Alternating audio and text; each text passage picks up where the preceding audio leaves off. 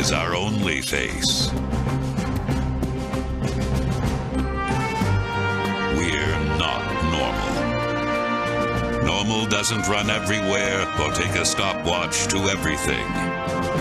Normal doesn't dedicate itself to never letting its customers down. Not a single one. Never, ever, ever. Normal doesn't live to beat the rush. Obsessed about out-the-door times? That's not normal. Counting pepperoni in your sleep? Not normal. Normal is average. Normal is ordinary. Normal is what people expect. Normal doesn't have pizza sauce flowing through its veins. The other guy is normal. That's why no one delivers like we do.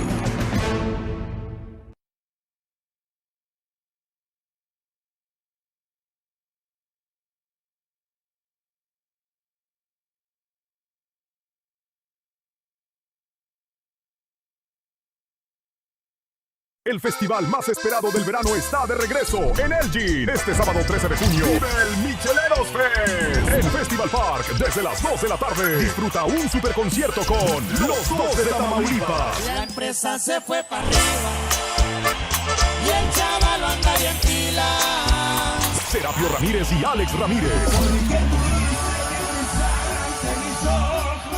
Tú sabes bien que yo no digo consecuencias. La séptima banda. Yo no soy gente de ni un cartel, pero soy rabo como la ven. Los contrabandistas. Quiero ser como el aire. Y aún faltan artistas por confirmar. Además, micheladas, comida deliciosa, bebidas, vendedores y diversión para toda la familia. Boletos Early Bird, solo $25. Niños menores de 10 años entran gratis. Compra tus entradas ahora en elginmichefestival.com. Elgin Miche Fest, este sábado 13 de junio en Festival Park, donde el verano sabe mejor.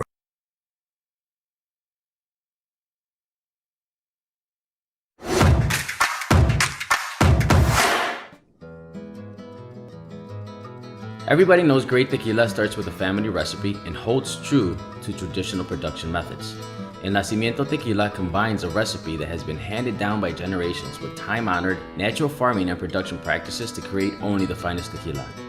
Grown in the rich volcanic soils of the highlands of Arandas in the vicinity of Jalisco, Mexico, are some of the best Blue Weber agave plants. Since 1898, these plants have been used to create the best tequilas. Now, the Quiroz family, who has been farming these fields for more than a century, have made their craft available to tequila aficionados in the US.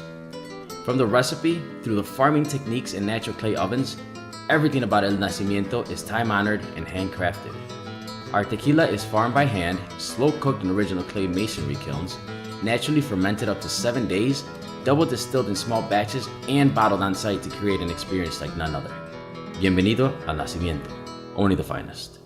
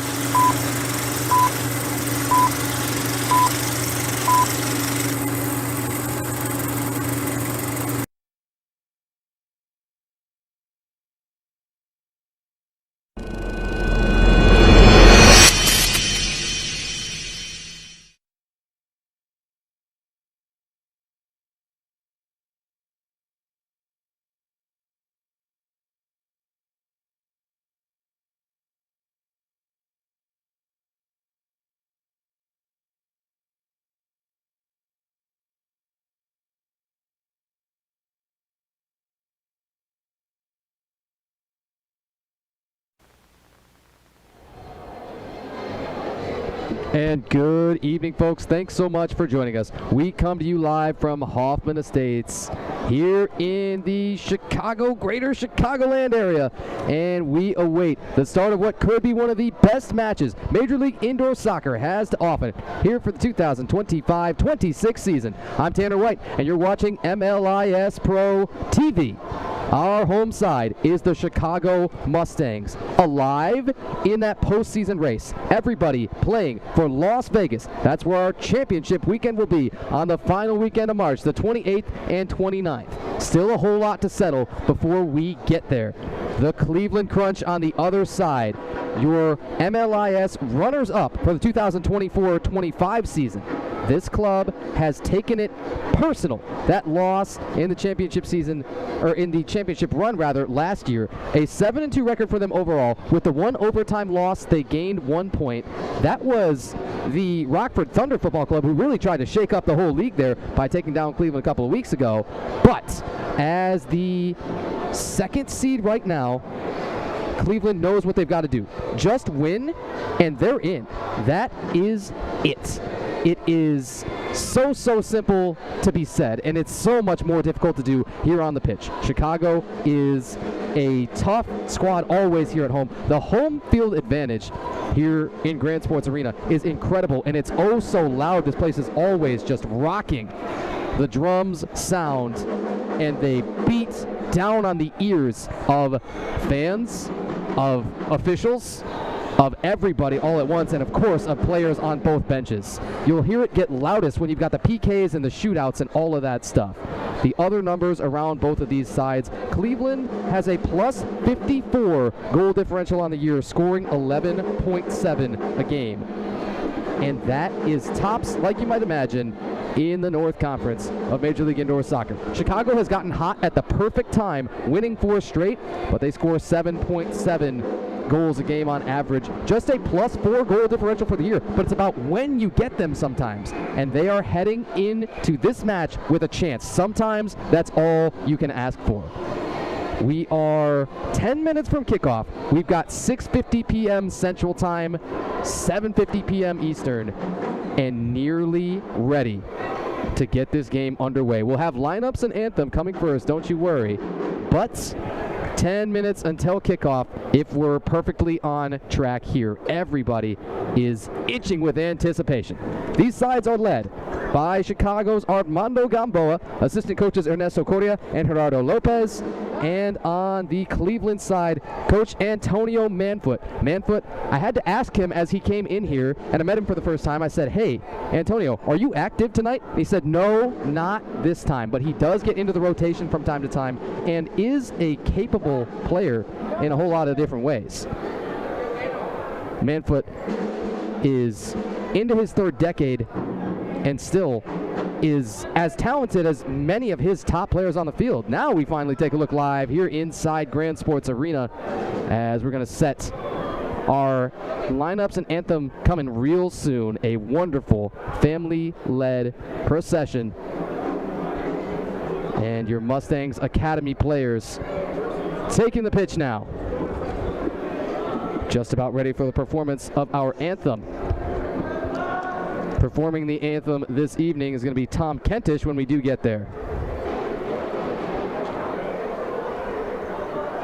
The anticipation still looms around this one, but folks, we are getting close. Other numbers on these squads, Cleveland, as you might imagine, a stellar defensive squad too. He told you the plus 54 goal differential, and so that's exactly how you kind of get there. And they have a 90% penalty kill rate on the season. The last time that these two teams met too, the penalties became the story.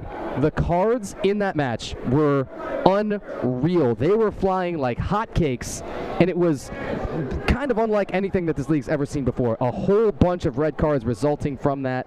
Among those, Alejandro Morales, Michael Derazic getting the longest suspension in the history of Major League Indoor Soccer. It was originally set for 6 games for Cleveland and then on appeal taken down to 4. Gabriel Uno as well as head coach Armando Gamboa both receiving red cards. So 3 total reds for the Chicago side and 1 for Cleveland's Derazic. Then Manfoot from the bench that time as a coach, not even as a player, would get the red card with 6 seconds to play in that one, and there was 1 more yellow rounding it out for Brian Murguia of the Mustangs. as the clock expired in that contest. Just an absolute insanity of a match. Lost in it all was Cleveland did damage. 10-1. That game, a home match for Cleveland at the Wolstein Center at Cleveland State University, the site that you might remember of last year's finals. Cleveland would be taken down by the Amarillo Bombers, our defending MLIS champions. Amarillo also had some fantastic news today as they took down Las Vegas. They clinched their spot. A 15-4 win in Las Vegas, and they now know that they're one of the two from the South Conference that'll be representing that South Conference in Las Vegas. All of our teams taking the pitch, or at least Cleveland is. We're actually still waiting on the home side, but that just it's omnipresent, and it's not going to depart anytime soon. Chicago boasts the starting goalkeeper Jose Resendiz with the second most saves in the history of Major League Indoor Soccer with 258 of them. He recently became the second member of the over 250 saves club, passing former Omaha King Efren Flores in goal. Other matches going on throughout Major League Indoor Soccer and Women's Major League Indoor Soccer right now. Salt Lake City's own Utah Uprising FC women's side have defeated the Phoenix Pulse 4-0. So we have, in fact, the fourth shutout in the history of Women's Major League Indoor Soccer. And our other match still going on is Chicago and Kalamazoo. That is a 3-0 contest currently.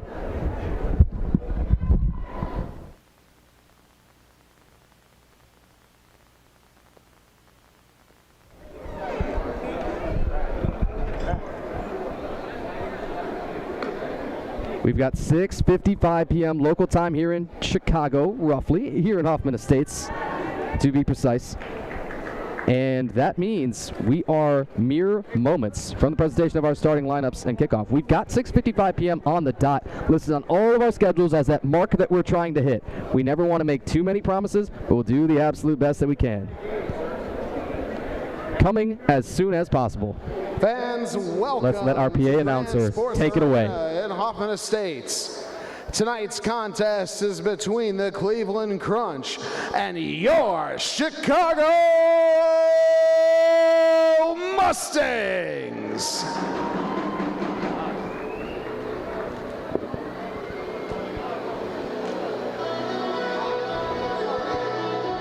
First, we will introduce our guests from Cleveland. Goalkeeper number 1, Scott Santa. Defenseman number 12, Omar Nehar. Defenseman number 8, Chris Silveco. Defenseman number 33, Brendan Swan. Defenseman number 9, Jacob Roberto. Midfielder number 6, Aiden Bozak. Midfielder number 14, Thomas Nagy. Midfielder number 7, Landon Kuhn. Midfielder number 94, McCain Sprangley. Forward number 19, Gabriel Pooh. Forward number 5, Ryan Munich. And now the starters for the Crunch. Defenseman number 3, David Jordan. Defenseman number 2, Bolan Conchard. Midfielder number 15, Sami Mutemwa. Forward number 10, Admir Sulvanek. Forward number 4, Mike Denzik. And the goalkeeper number 23, Liam McIntosh.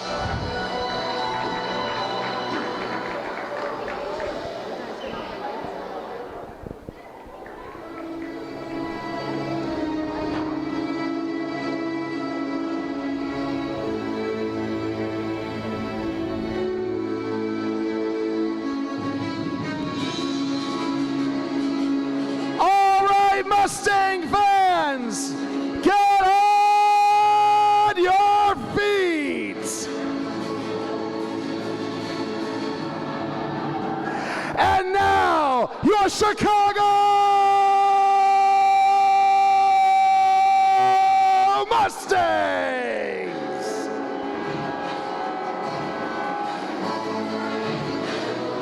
First, starting with our substitutes. Goalkeeper number 99, Jorge Quinieto.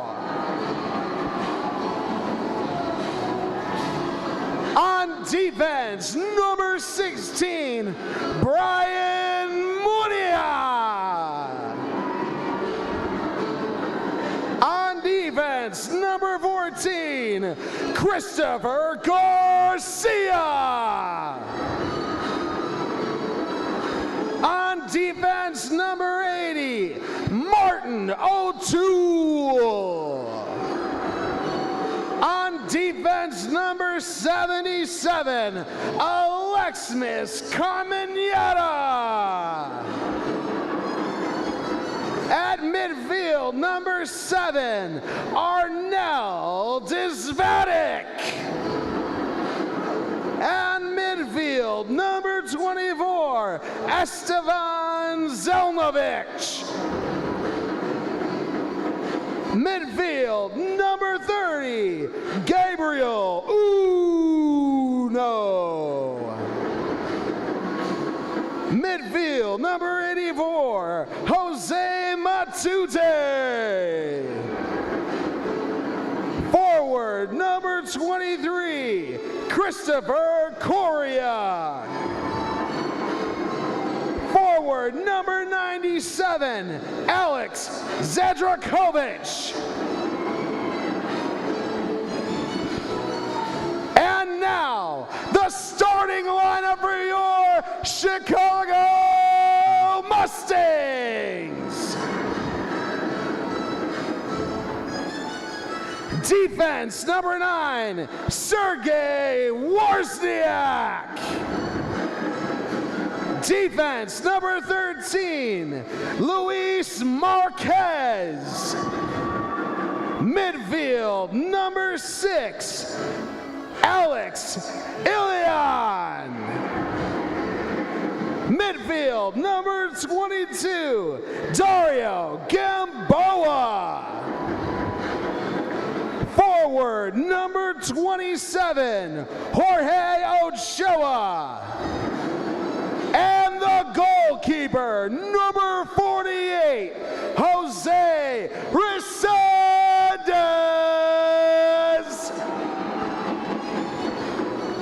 The Mustangs are head coached by Armando Gamboa. He is assisted by Ernesto Correa and Gerardo Lopez.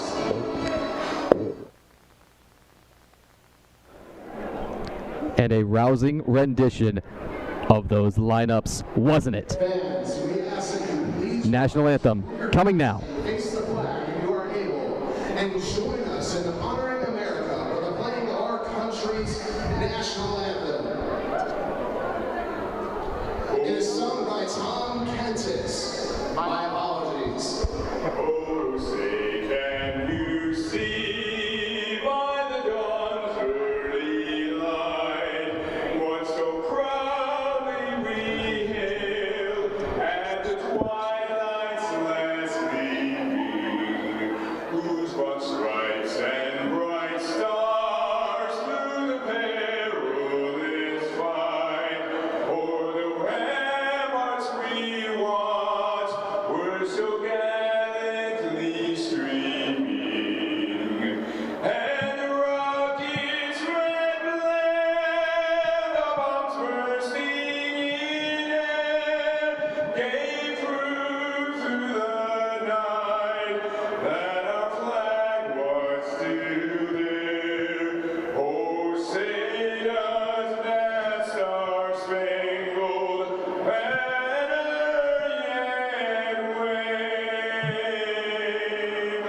o'er the land of the free and the home of the brave. A fantastic job by Tom Kentis on the national anthem. And we cannot thank Tonight's our PA announcer enough. John Bordeloni, thanks you so much. Just making sure he's done. So sorry, I don't want to cut the man off again.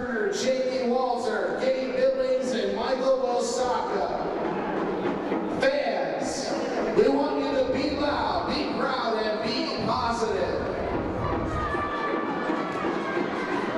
Make sure that all behavior from the crowd is behavior in a sporting manner. All right, and now we will have to, because we are just moments from kickoff. Once more, we come to you live from Grand Sports Arena here in Hoffman Estates, Illinois. Tanner White, so glad to be with you here on MLIS Pro TV. Perhaps the best matchup that the North Conference could offer us all season long here for the 2025-26 season. Chicago, Cleveland, original MLIS members, both of them, and a heated, perhaps bitter rivalry renewed in January. It gets another installment in the saga now. You heard the goalkeeper matchup. Jose Resendiz, Liam McIntosh. Resendiz, second all-time in Major League Indoor Soccer in saves with 258, trailing only Brando Bustos, currently of Boulder United FC Halo.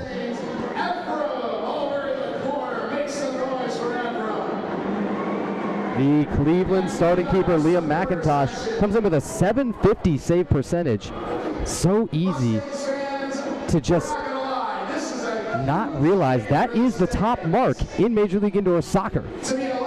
Edging out Yason Leon of Orlando, as well as Grant Glorioso of Pittsburgh at 747 and 743 respectively. It is Liam McIntosh, not necessarily the number one keeper for this club. That title belongs to Marijo Musa, but Musa ejected in their last match after the 3-time penalties.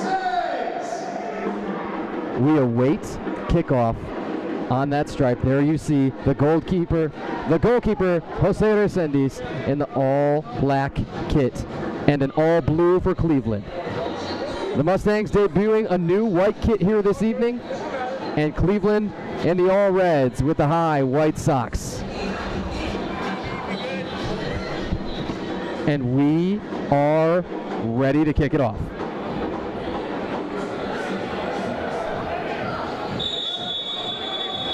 Off and running, 15 minutes for quarter number one. You're watching MLIS Pro TV. It's last year's MLIS runners-up, the Cleveland Crunch, against these scrappy Chicago Mustangs. Chicago always a fantastic home turf advantage, whether it's for their men's or women's sides.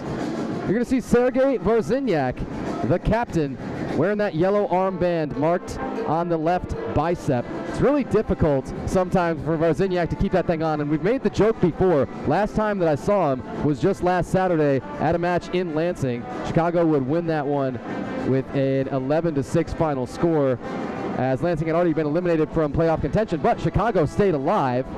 And I said, Sergey, what's the deal here? He said, too much gym, dude. I just can't keep it on. Biceps are too big. It's a good problem to have. The Cleveland Crunch, as we mentioned, along with Chicago, both are original members of MLIS since the 2022-23 season. Tomasz Nagy with a touch here, 14 for Cleveland. Nagy wanted to take a turn, maybe with his right foot, went outside, and they'll slow it down, move over to the left for 6, Aiden Bozak. Bozak out for the long, tall Omar Najjar. It's impossible to miss the gentleman.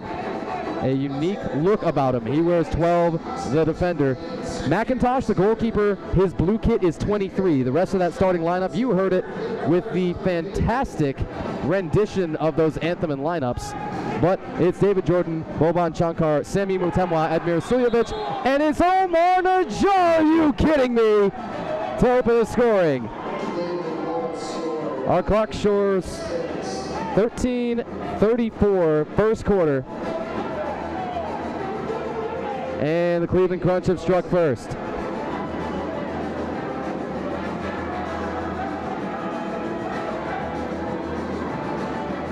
So often this club's known to do that. They get up on you big, and then they've got the goalkeeper plus the defensive swarming to put you away.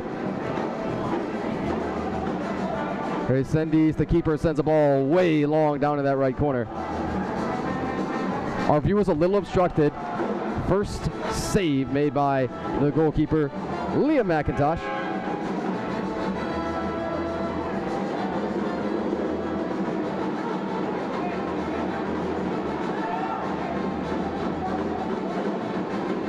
We're hearing Bozak, but again, we know that the last touch before that was Najjar. We're thinking probably should have an assist for it. This is up off of those steel rafters, and that ball comes down. It's going to be what we call a superstructure violation. That ball hitting on any part of the roof of your arena, no matter what your arena should look like, or the net's hanging down, it's going to provide a free kick just like this in the attacking half.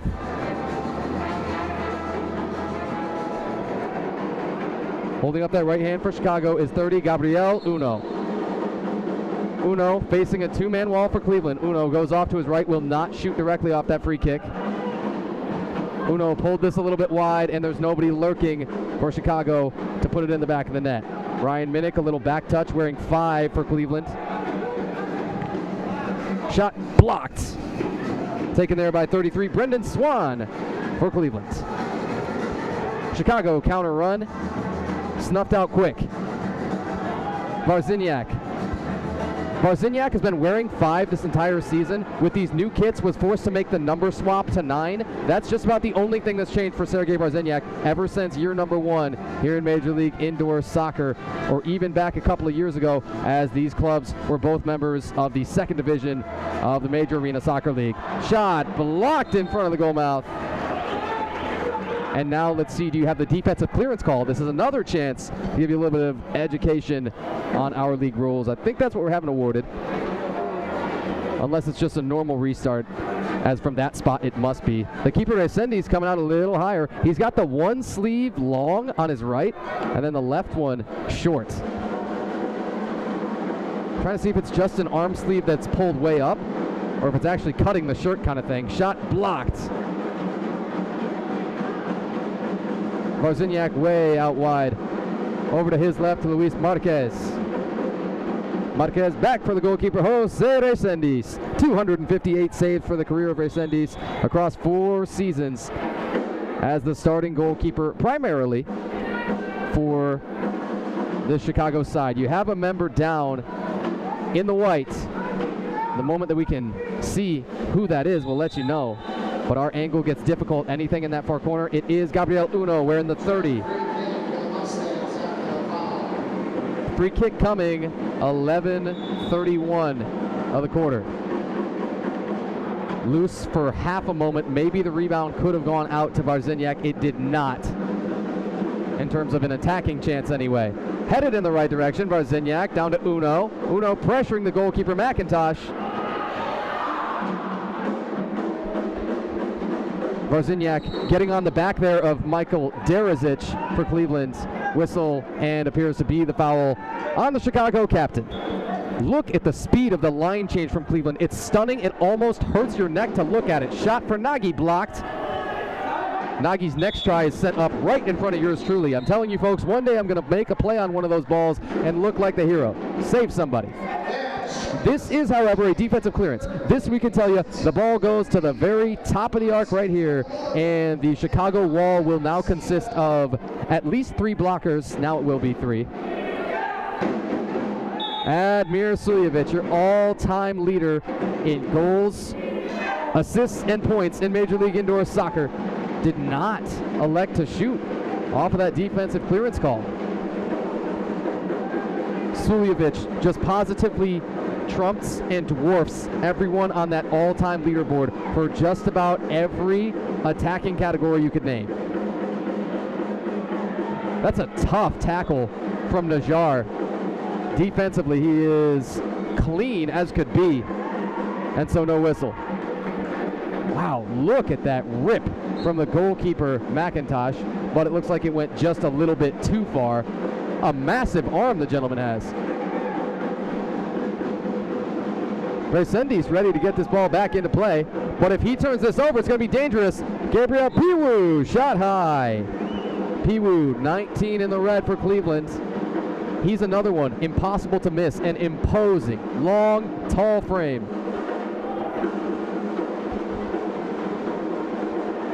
the career numbers on Suljevic: 160 points overall, 85 goals scored, 75 assists, also the current MLIS leader in assists. What else is new? Plus has the single season record for assists. It's just kind of Suljevic and then everybody else. That is what it is. Yes, it's longevity, but it's also that peak production. You'll see Cleveland crunch dotted all up and down those all-time leaders. Michael Derazic, for what it's worth, 4th all-time in goals scored in MLIS with 53 of them, and sitting at 3rd all-time in points with 91 overall. Derazic, a massive talent. The issue, though, has always been maintaining his head, as we told you in the open. As a shot blocked, Resendis was well out of position, and then you had Landon Kuhn lurking. 7 for Cleveland, wanting to take a turn on that. Wow, there is tough tackles on both sides right now.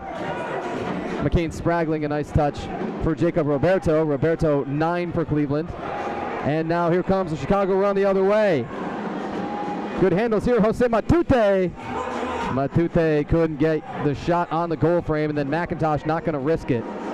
Gabriel Uno bearing down. He made a business decision, did the keeper, to just fall on it. Brendan Swan up left board to 94, McCain Spraggling. Spraggling, one of your elder statesmen. But you wouldn't know at all by the way the gentleman prepares, the way his body has held up on him through an extensive career in the indoor game. Interception, Spraggling, speaking of. Here comes Derazic. Derazic is immediately marked twice, maybe thrice. Derazic whacked into the boards, and this will be the first blue card coming. A 2-minute power play opportunity. Take a look at the hit against Michael Derazic. I mean, he got it a couple of different ways before that contact finally ended. Like we say, the 2-minute power play. So you lose a field player, and it is 77 Alexis Camarena for Chicago coming off.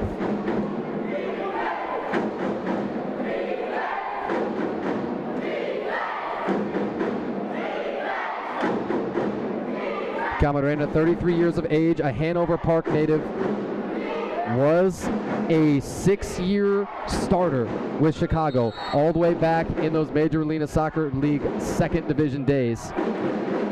Also formerly a Premier Arena Soccer League champion. So much championship pedigree on this team, yet they haven't tasted that ultimate victory here in MLIS. Derazic save! Resendis!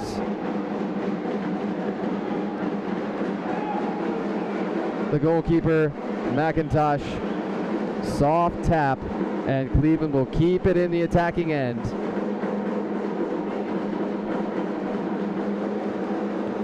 Derazic stalks prey, has a look about him. You get it in his eyes, and he scores! Derazic with oh so much scorched earth behind him. From Suljevic, the all-time leader in points, assists, and goals. And he goes nutmeg, too, to the Chicago defender in front, Luis Marquez. That's nasty. So, 2-0, Cleveland leads. It's all well and good. You know that they can sort of scare you coming off the bus. You know that the reputation can catch up to you. You know that Antonio Manfoot runs an incredibly tight ship and expects his squad to dominate. But they're all humans. They have been beaten. They're 7-2 this season. They need to win this one in order to get into Las Vegas. Now, you'd clinch right away if you win this. You've got other opportunities down the line, as again, it's a 12-match regular season in Major League Indoor Soccer, but they've got more. The easiest path is to clinch tonight. So the media timeout comes here at 7:56, and we will take it to the break. Live from Grand Sports Arena, you're watching MLIS Pro TV. El festival más esperado del verano está de regreso en Elgin. Este sábado 13 de junio vive el Micheleros Fest en Festival Park desde las 2 de la tarde. Disfruta un super concierto con los 2 de Tamaulipas. La empresa se fue para arriba y el chaval anda bien pila. Serapio Ramírez y Alex Ramírez. Porque tú sabes bien que yo no digo cosas.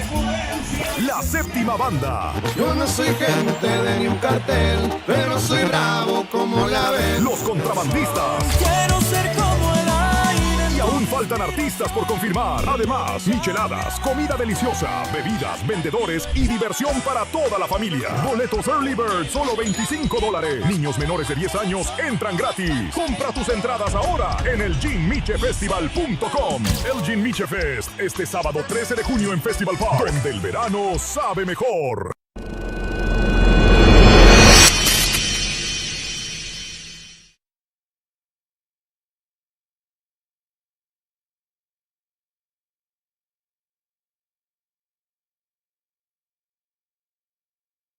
To play here for this quarter.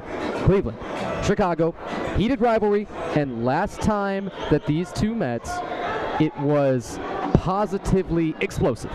We're hoping, as it were, for a less eventful match. You'd never normally say that on air, except for the cards and how they accumulated. It was almost unreal. All of those red cards, and again, the suspension, the longest one in the history of Major League Indoor Soccer, was given to Derazic on that one.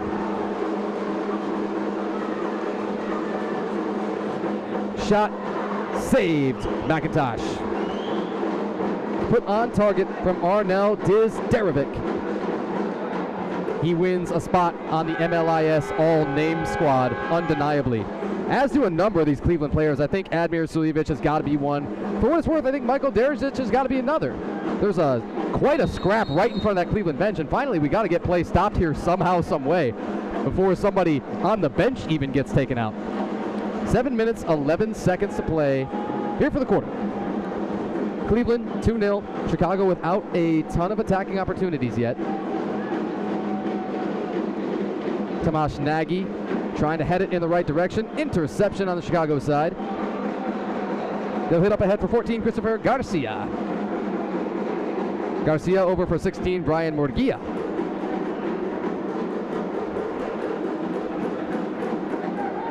And there's a little bit of a disdain on the face of Garcia. He said, I thought that pass was going to me, not Resendiz. The keeper just sends it in the right direction, and then sometimes you just see what happens. You kind of get the ball into your playmakers in the post, as it were. It's the month of March, folks, so you might be thinking, rebounds! Oh, and it stuffed McIntosh from the seat of his pants. Was getting bared down on by 80 Martin O'Toole. Piwu shot blocked. Piwu then in a little dust up with Gabriel Uno, wasn't much. Uno, a native of Brasilia, Brazil, 24 years of age, has the simplest goals you could possibly ask. When asked what his goals for the team and individually were, well, they're the exact same thing. Bring that title home. Bring that title to Chicago. You've got to get to Las Vegas first, got to get to championship weekend, and you have to survive and win this match, most likely in regulation, to get there. Tapped, back for the keeper, Jose Resendiz. Camarena, after serving his blue card, he's back on now.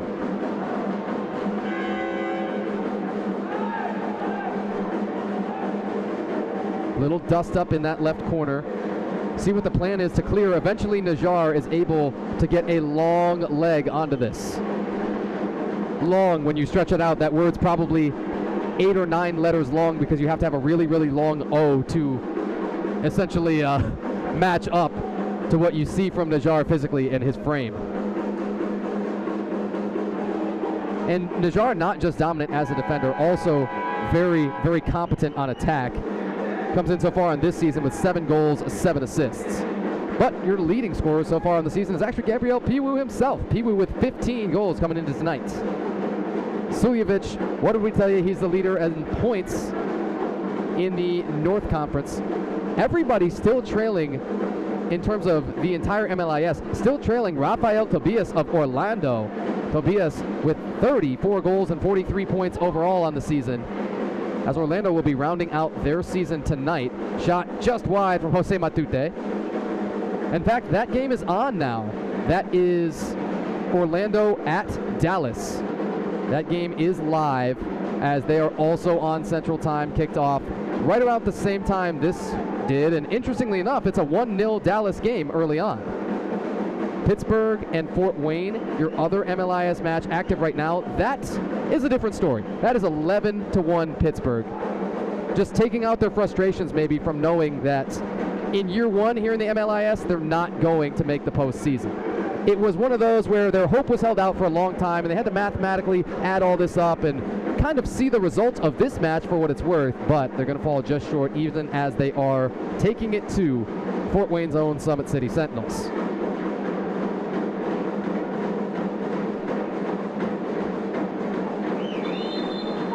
Whistle right near the bench area. See who they got on the Cleveland side. We're looking at probably 9 Jacob Roberto. We await the restart in a moment with Varzinyak.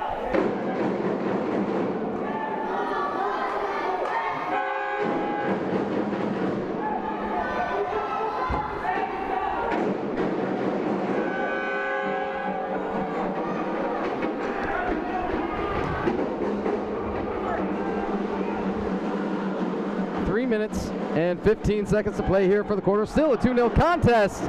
Nearly not for long, as it were, but not even on the doorstep are they able to connect right now, and then it leads to a foul after appears to be 27 Jorge Ochoa whistled on the Chicago side.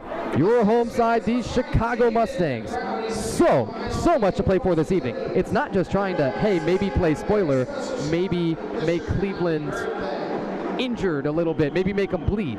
No, there is still talk of Las Vegas to be had. You've got to win this one first, and then you start to play scenarios. Save McIntosh.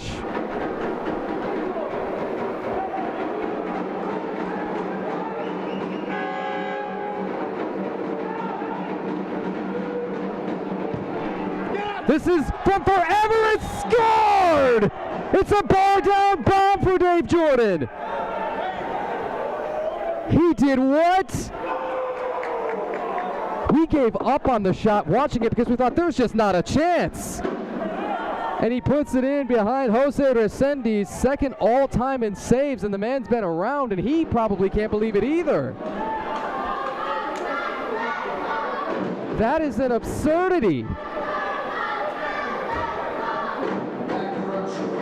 David Jordan, 39 years old, the Houston, Texas native, incredibly well-traveled. Let's see, do we have a timeout, or what's the whistle for? Jordan played for such clubs as the Cleveland Vortex, AFC Cleveland Royals, obviously a standout and a staple here with these Cleveland Crunch for the last 6 years, and also Croatia, Cleveland. He's also got some really simple goals in mind. Championship. That is the expectation of this season. They felt the sting of that championship loss last year. Those Amarillo Bombers, the defending champions, they're 9-0 undefeated. They have waxed some good teams.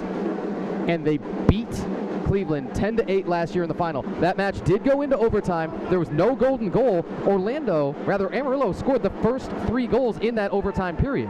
Cleveland would snag one with a buzzer beater, but it still just didn't change the outcome. That Cleveland was out of gas. Now, forget that whole narrative.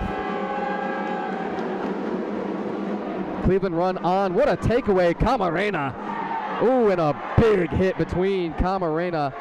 As the card is down, this is going to be a delayed blue card. It's one of those where they get to play it out until the stoppage comes. Camarena still needs one. And he's not going to get it. That's tough. It was Landon Kuhn who put the big old hit on him. And maybe it was incidental. It entirely could have been as they just ran into each other, but legs and limbs were going everywhere. Card is still up, so we haven't had it enforced yet. We still haven't had the stoppage. Looked at this too. We've got an extra attacker. Wow, that is a heck of a sequence. Let's finally find out about this card. So you can pull the goalkeeper live during play.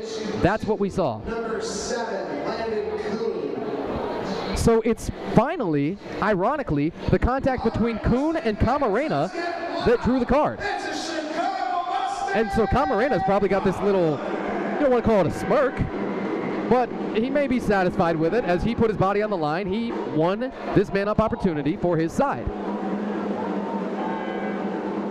Again, it took a while to get that play stopped. That blue card was held in the hand of the referee, and then he's got that discretion through certain situations like that to allow this play to go, and then sometimes you've seen even a goal be scored. In fact, Fort Wayne did that once in a match here in Chicago earlier in the season. And then there is no more penalty time because it's sort of like you were already penalized with the card just being shown. David Jordan, again, the captain here, off to talk to our referee crew still. Jordan keeping his head about him. Our referees all conferring, man, we got a great shot at them right now. And Jared Gamboa is the nephew of head coach Armando Gamboa as he's running our scoreboard. Coach Antonio Manfoot leaning out over the boards a little bit here once more in discussions with the referees. But Jose Resendiz is right by us. Jose, how you doing? You see, he's just too dialed in. We had to try and get a little something out of him. But the keeper is under fire from this Cleveland side. Under a minute. First quarter. Camarena to his right. There's a little bit of a push from Jordan himself on Uno after he had just had the long discussion with the referee. Camarena lining up a shot.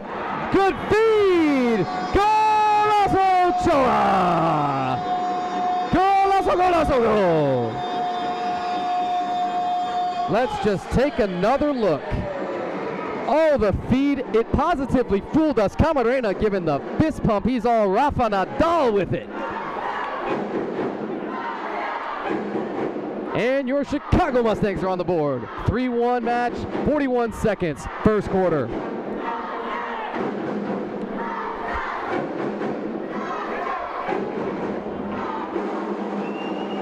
Mustangs goal scored by number 27, Jorge Ochoa. Ochoa at 41 seconds of the quarter from Alexis Camarena. Way up into the very top of the net. And we got 34 seconds still to play for the period.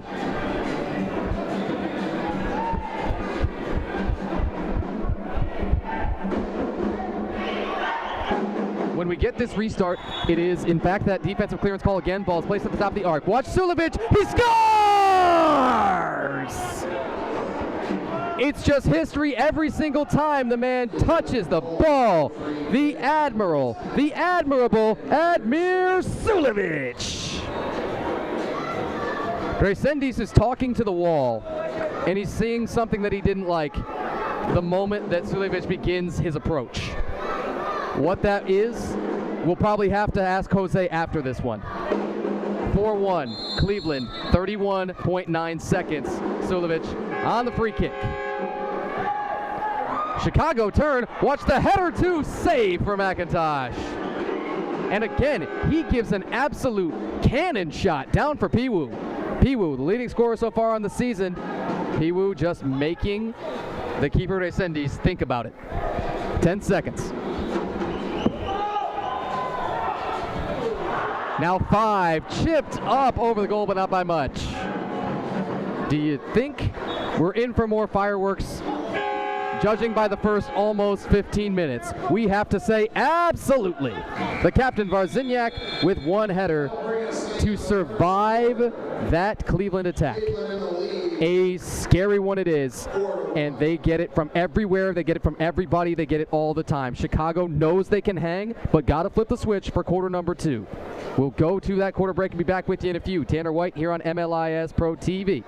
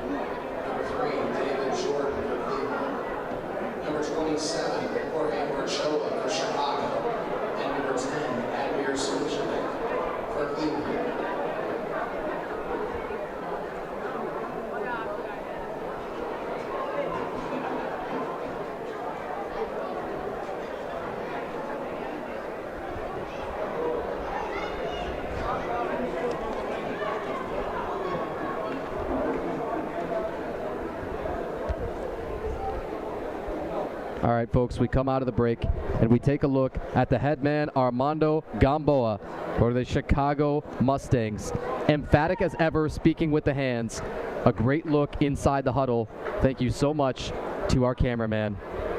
It was a fantastic first quarter on that Cleveland side, but it's what they expect of themselves. Bozak, Derizic, David Jordan with the absurd bar down bomb that we've just almost never seen from that kind of range.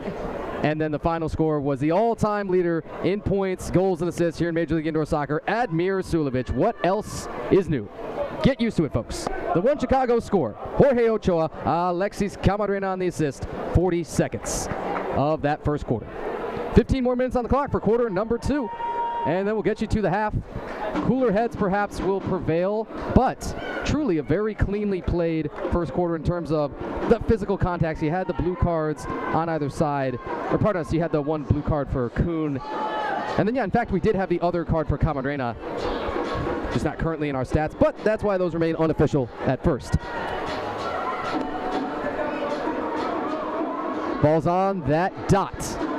And we are just about ready to kick off quarter number 2. Once more, we come to you live from Grand Sports Arena here in Hoffman Estates, Illinois. I'm Tanner White, and you're watching Major League Indoor Soccer on MLIS Pro TV. Cleveland began with possession. That's immediately launched far too high. Our sides will flip.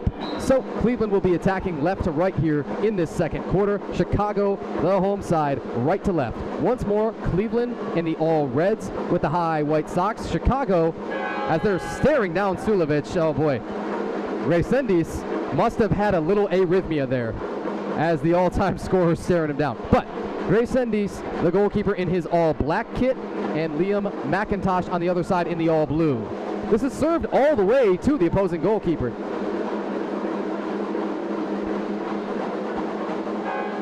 Off the head of Varziniak here. Ochoa smartly, alertly taps this off the wall to himself. That's your one Chicago goal scorer. He rips another one. Look at the striking ability from Ochoa, and now the press forces some issues like this. Varziniak! Well struck ball. Off of the goal frame, probably not a save awarded for McIntosh. Again, I think you have incidental contact, and again, Ochoa is involved in it.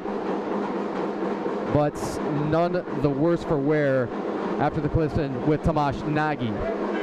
Once again, served all the way down for the goalkeeper McIntosh, and we get another look at the huge arm of this gentleman. If he's not considered a career as perhaps an Olympic shot putter, maybe he should.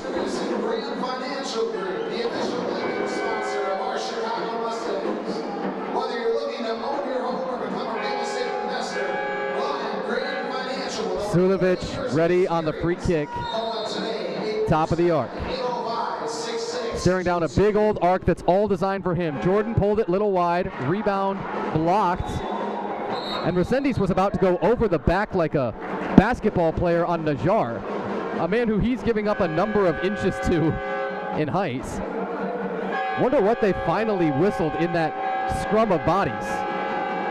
Cleveland bringing out a player really late. That's 5, Ryan Minnick. Minnick showing some good hustle. Sulevic lines it up. Once more, he's not electing to shoot on any of these free kicks so far, except the one that he positively buried. David Jordan's pass, intercepted. Snaked up ahead, 2-man run, score! That is buried by Christopher Correa. Correa from Arnel Dizjerovic at 13:22 of the quarter. 4-2, your score. Blows a kiss, and I wonder who it's to.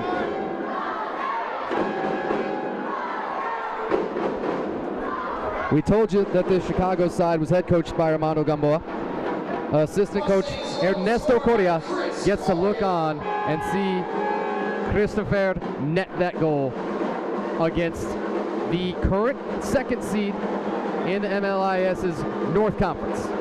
Mustangs right away after a confident win just wide of McIntosh. Oh, Matute. Matute 2 times, nearly netting one on each of those tries. Just coming up a little bit empty. 4-2 match.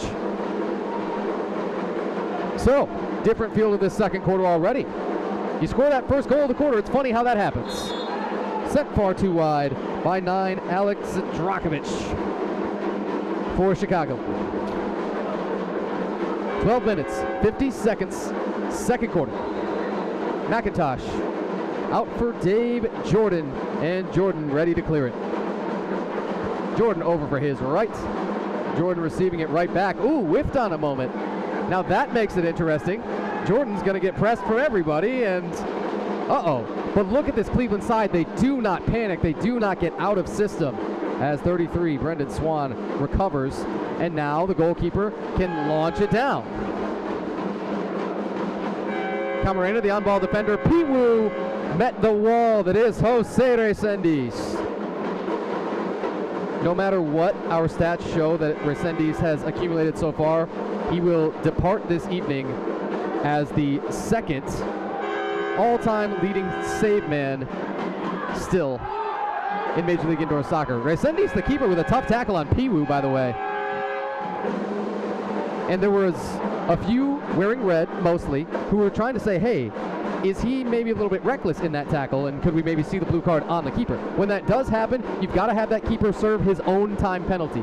If he's thrown the blue card, he has to come off, and you then have to go to your bench to a reserve keeper, or a couple of clubs at times this season have opted to just go with a sixth attacker instead. And you can designate that man with a penny, with a warning, with a warm-up top or something like that, just something that looks different from a typical kit. Shot saved right into the chest of McIntosh. He's barking out orders, and now he will distribute. Najjar up for Sulevic. That three-headed monster. Najjar stopped at first. Watch him take the second turn. Blocked.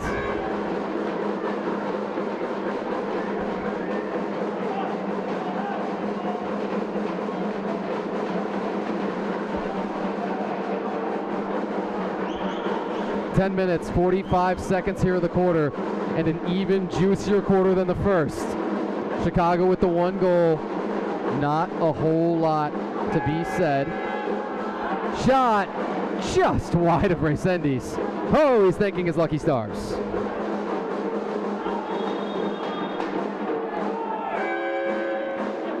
Got the whistle. Let's see if they had the defensive clearance. It looks like he did.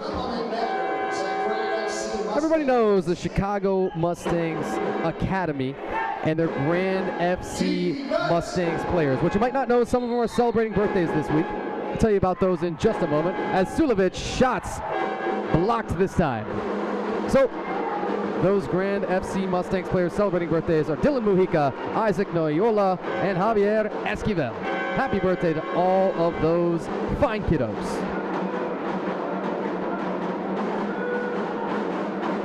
Once more, we come to you live from Grand Sports Arena here in Hoffman Estates, Illinois.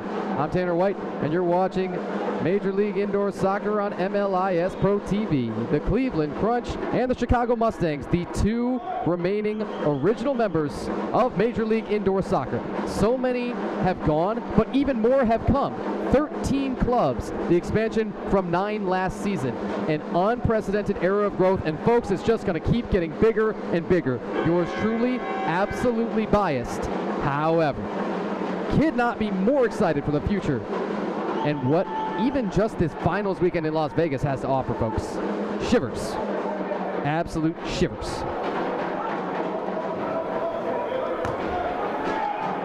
Headed in the attacking direction by Jacob Roberto.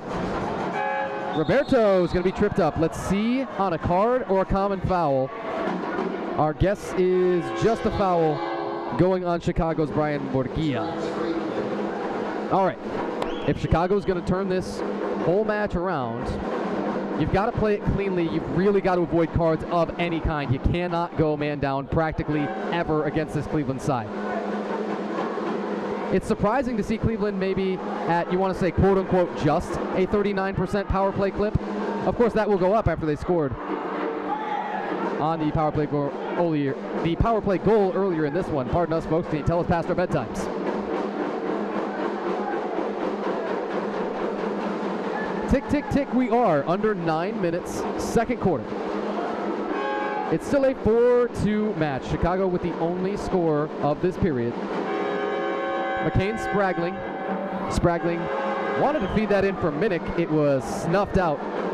In plenty of time for Chicago defensively. 8 minutes, 35 seconds now of the quarter.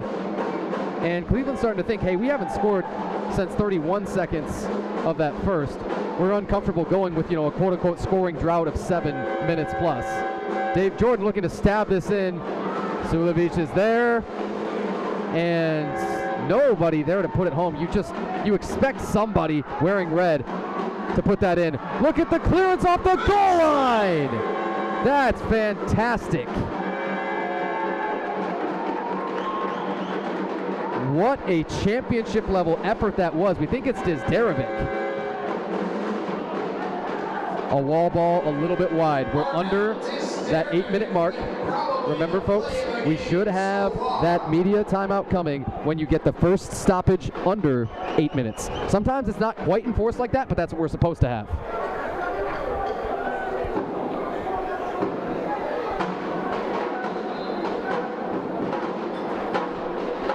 Halfway through, quarter number 2, 3/8 of the way through the match.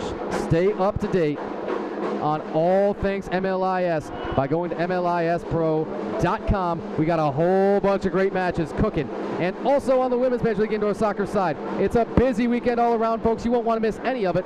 All live here on MLIS Pro TV, just high from Matute.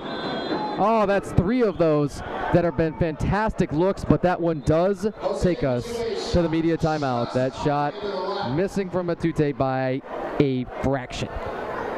Oh, take a moment, catch your breath, folks. We've got 7 minutes and 12 seconds here at the second quarter. We'll take the media timeout.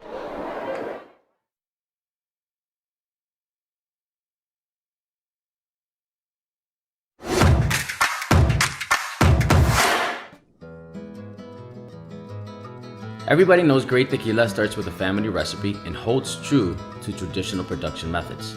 El Nacimiento Tequila combines a recipe that has been handed down by generations with time-honored natural farming and production practices to create only the finest tequila. Grown in the rich volcanic soils of the highlands of Arandas in the vicinity of Jalisco, Mexico, are some of the best Blue Weber agave plants. Since 1898, these plants have been used to create the best tequilas. Now, the Quiroz family, who has been farming these fields for more than a century, have made their craft available to tequila aficionados in the US. From the recipe through the farming techniques in natural clay ovens, everything about El Nacimiento is time-honored and handcrafted. Our tequila is farmed by hand, slow-cooked in original clay masonry kilns, naturally fermented up to 7 days, double distilled in small batches, and bottled on site to create an experience like none other. Bienvenido al Nacimiento, only the finest.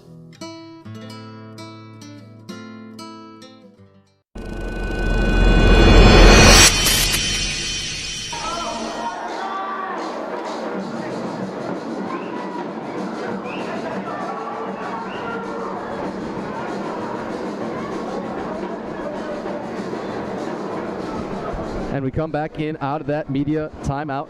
Take a look at the goalkeeper, Liam McIntosh, once more for Cleveland. Hopefully cracking jokes. Hopefully the gentleman is relaxed and loose. And he now gives one more monstrous heave. This is headed down by the captain, Sergei Varziniak, for Chicago.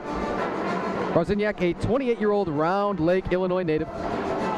Also played in the second division Major Arena Soccer League finals with the Iowa Raptors, as well as has moonlighted in the UPSL National Tournament. But a 4-year starter here with the Chicago Mustangs ever since these Major League Indoor Soccer days. Our first season in 2022-23 to now, so much has changed, but the goals are always the same for these Cleveland and Chicago sides. Championship or bust. Whistle, foul. This is, let's see, so Derazic drew the contact. I think they're saying the foul is on Ochoa for Chicago. 4-2 match, folks. It's tight. it's already got a tremendously different feel from the last time these two teams matched up. Because, again, we mentioned all of those cards and the positive bloodbath that came out of that and all the suspensions. But this one is clean and tight. You just add it all up, and it's just, in every way, soccer cinema. Piwu trying to back his way in. Piwu, oh, what a tackle. Barziniak put a little oomph behind that. McIntosh, the keeper, just has to launch it the other direction. Resendiz, that was a smart play from him to not get his hands on that ball. Had ventured outside of the goalkeeper area. The goalkeeper handling outside of his area, that is cause for a blue card. Shot blocked from Filian. And Mustangs are kind of down a player here as Ochoa was a little beaten up. Ochoa on the recovery. Wow, they are letting him play right through. Ochoa with sort of a tackle from behind on Tomasz Nagy. We play on all through it. No harm and no fouls. Works for us. 4-2 contest. 5 minutes, 30 seconds, second quarter.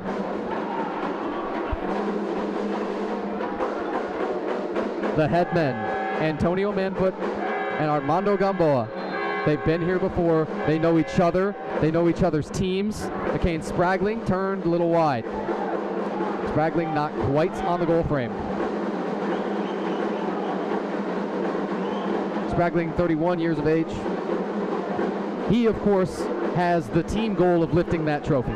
He knows they've got to bring it home to Cleveland. They were oh so close and sniffed it last season and were just taken down by Amarillo. But his personal goals, this is how you can tell when those players who have kind of come into their third decade but still want to play at a high level. Piwu!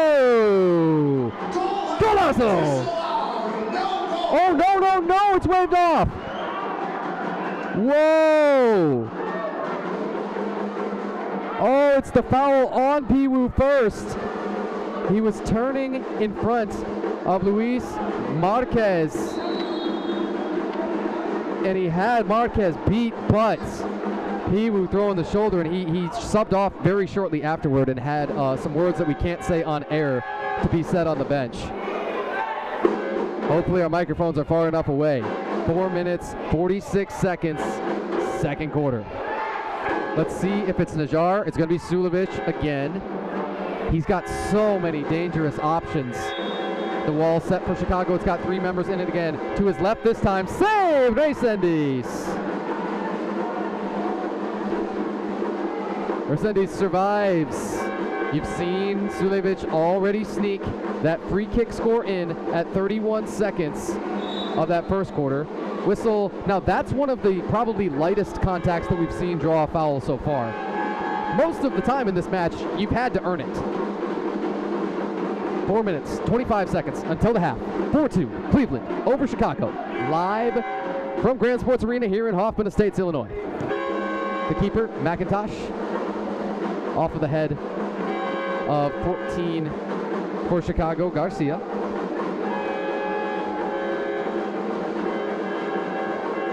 Shot, Resendiz with the right, and then the follow is too high. Ooh, Chris Fecco is going to be seeing that open goal frame with Resendiz on the deck in his, you want to say dreams, but perhaps nightmares now. Now, that all sort of depends on the outcome of this match, doesn't it?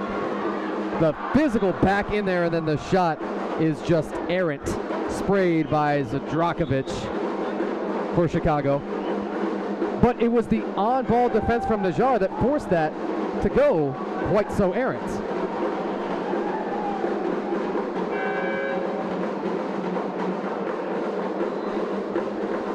Three and a half to play. Resendiz picked it up again. Not playing any games with this Cleveland attack. Can't afford to. The drums pound louder and louder. We'll turn down the microphones for you a little bit, hopefully, to preserve your ears before this one ends. Shot! Matute! Save for McIntosh. Matute continues to be on target with nearly every shot so far.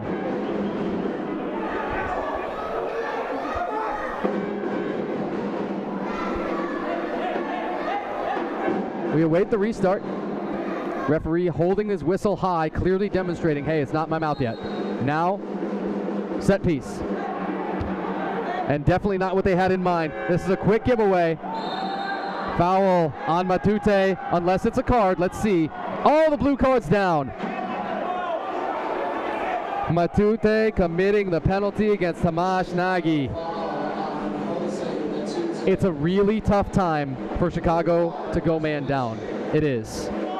And Varziniak, the captain, is going to go, and perhaps rightfully argue cases. You do see them designate 2 captains, as you see the other yellow armband on the arm of 6, Alex Filion.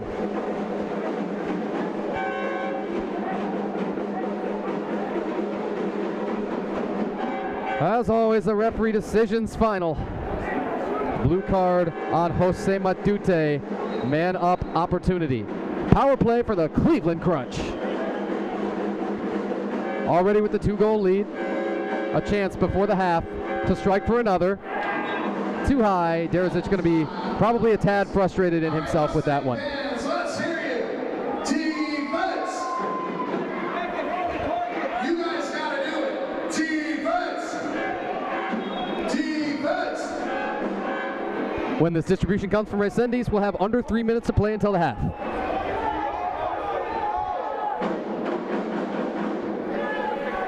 This is a long goal kick. Let's see, did that get enough of the net over top of the boards? It did, but barely. It's close. McIntosh shortly over to his right to Omar Najjar. So, you lean on your goalkeeper, Jose Resendiz, and you know that no matter what attack he's facing, it's not something he's never seen before. You know that Cleveland is made of mortals. There's flesh and blood over there. Resendiz will be all right in goal. On the Chicago attack, where do they create enough scores to get even and beyond, to get ahead on the scoreboard? That's the question probably that hasn't been answered yet. Shot blocked. Maybe was looking more so for a cross in for Spragling. Spragling does lurk on that left block, and trying to move without the ball become an option. Sulevic over for his right for Najjar. Najjar blasted left. Bar too high. Almost entirely positive things for Chicago throughout this period. As you nearly spoke into existence, a score there from Dario Gamboa, the son of the headman, Armando. But even so, to not allow a goal, to keep a clean sheet for even a single quarter against Cleveland is a massive advantage. Sulevic shot blocked. Under 90 seconds to take us to the half, folks. Juicy. Juicy are the storylines. We told you that in the open, and they're just going to keep racking up. Derzic crossed. Spragling. Now David Jordan. Jordan pulled it. Chicago clear is coming. Derzic does a good job of shielding off Matute there with his off arm. Under a minute for the quarter.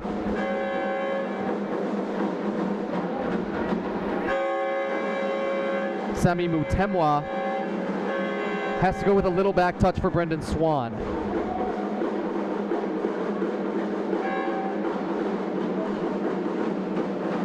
"35 seconds, each tick getting more audible, or is that the drums that have just invaded our cerebral cortex?" Mutemwa, good on-ball defense, forces Matute's shot too high. 23.1 seconds still to play here for the first half.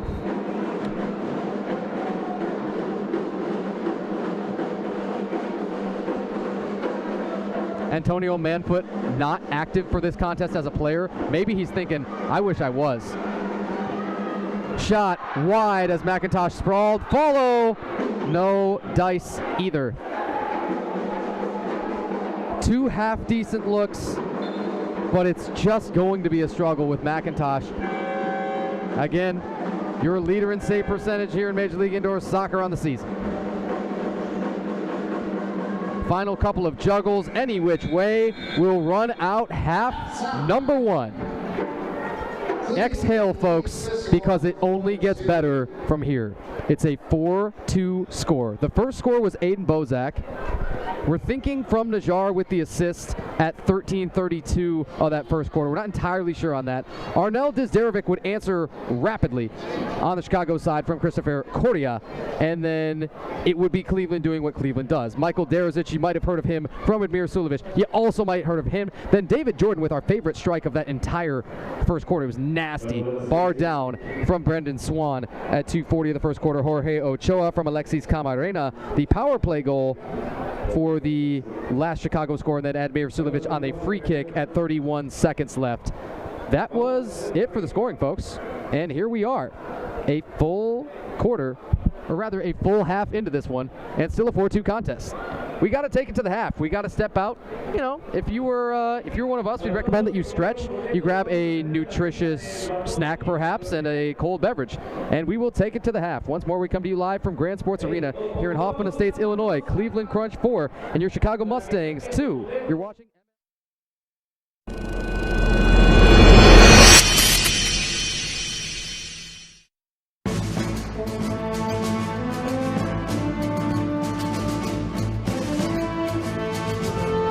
It's game day. Today, tomorrow, every day. And Game Face is our only face. We're not normal. Normal doesn't run everywhere or take a stopwatch to everything. Normal doesn't dedicate itself to never letting its customers down. Not a single one. Never. Ever.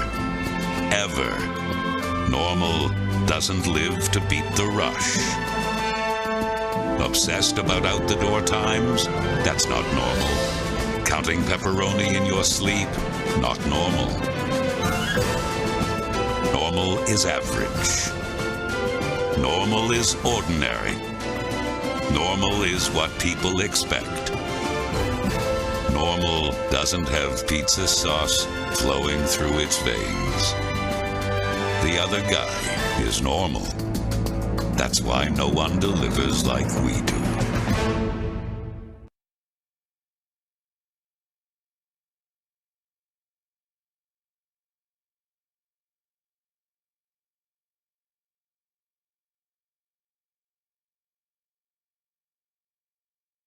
El festival más esperado del verano está de regreso en Elgin. Este sábado 13 de junio vive el Micheleros Fest en Festival Park desde las 2 de la tarde. Disfruta un super concierto con los 12 de Tamaulipas. La empresa se fue para arriba y el chaval anda bien pila.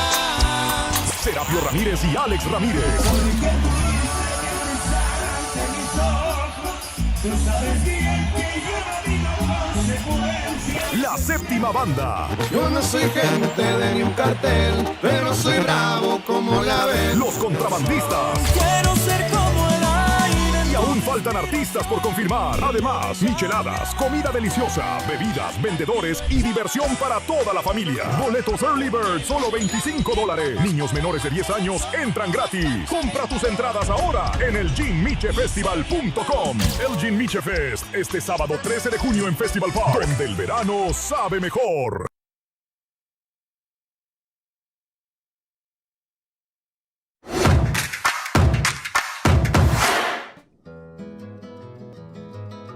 Everybody knows great tequila starts with a family recipe and holds true to traditional production methods. El Nacimiento Tequila combines a recipe that has been handed down by generations with time-honored natural farming and production practices to create only the finest tequila. Grown in the rich volcanic soils of the highlands of Arandas in the vicinity of Jalisco, Mexico, are some of the best Blue Weber agave plants. Since 1898, these plants have been used to create the best tequilas. Now, the Quiroz family, who has been farming these fields for more than a century, have made their craft available to tequila aficionados in the US. From the recipe through the farming techniques in natural clay ovens, everything about El Nacimiento is time-honored and handcrafted. Our tequila is farmed by hand, slow-cooked in original clay masonry kilns, naturally fermented up to 7 days, double distilled in small batches, and bottled on site to create an experience like none other. Bienvenido al Nacimiento, only the finest.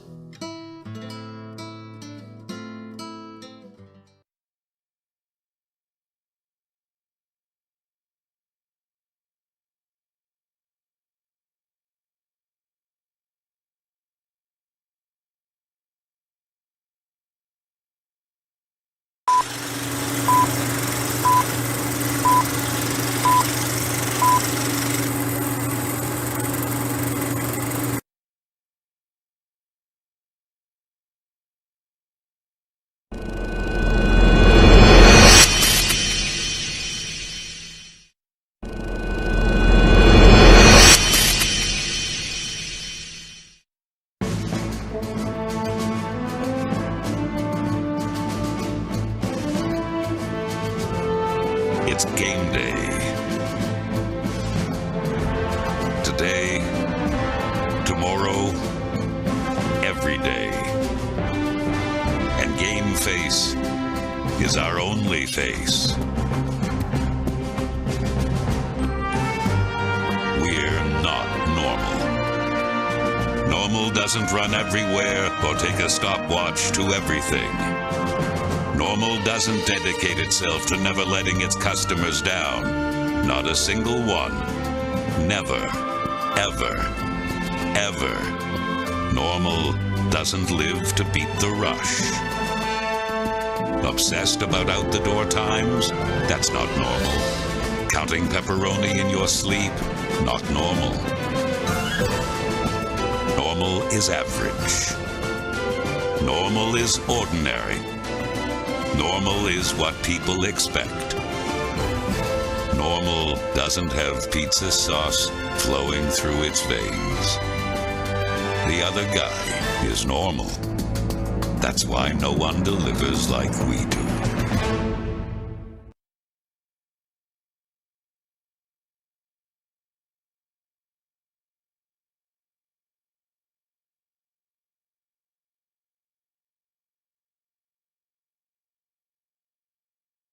El festival más esperado del verano está de regreso en Elgin. Este sábado 13 de junio vive el Micheleros Fest en Festival Park desde las 2 de la tarde. Disfruta un super concierto con los dos de Tamaulipas. La empresa se fue para arriba y el chaval anda bien pila.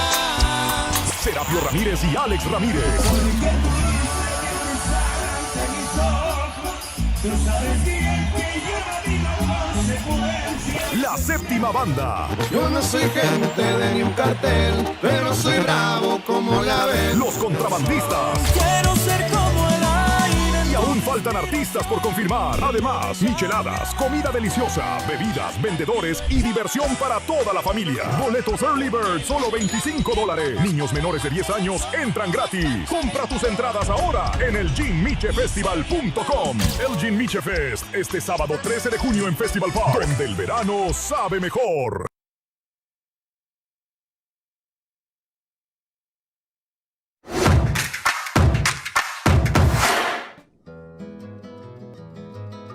Everybody knows great tequila starts with a family recipe and holds true to traditional production methods. El Nacimiento Tequila combines a recipe that has been handed down by generations with time-honored natural farming and production practices to create only the finest tequila. Grown in the rich volcanic soils of the highlands of Arandas in the vicinity of Jalisco, Mexico, are some of the best Blue Weber agave plants. Since 1898, these plants have been used to create the best tequilas. Now, the Quiroz family, who has been farming these fields for more than a century, have made their craft available to tequila aficionados in the US.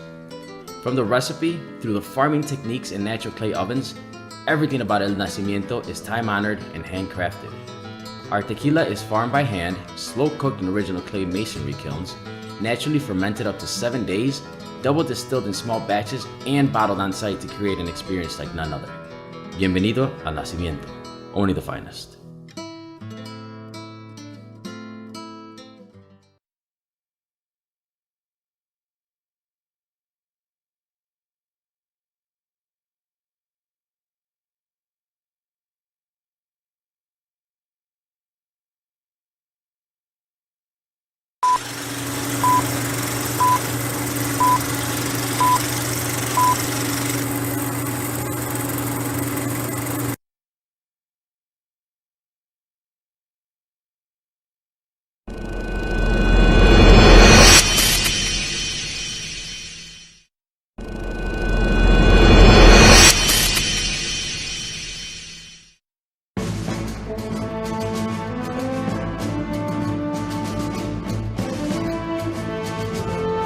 It's game day. Today, tomorrow, every day.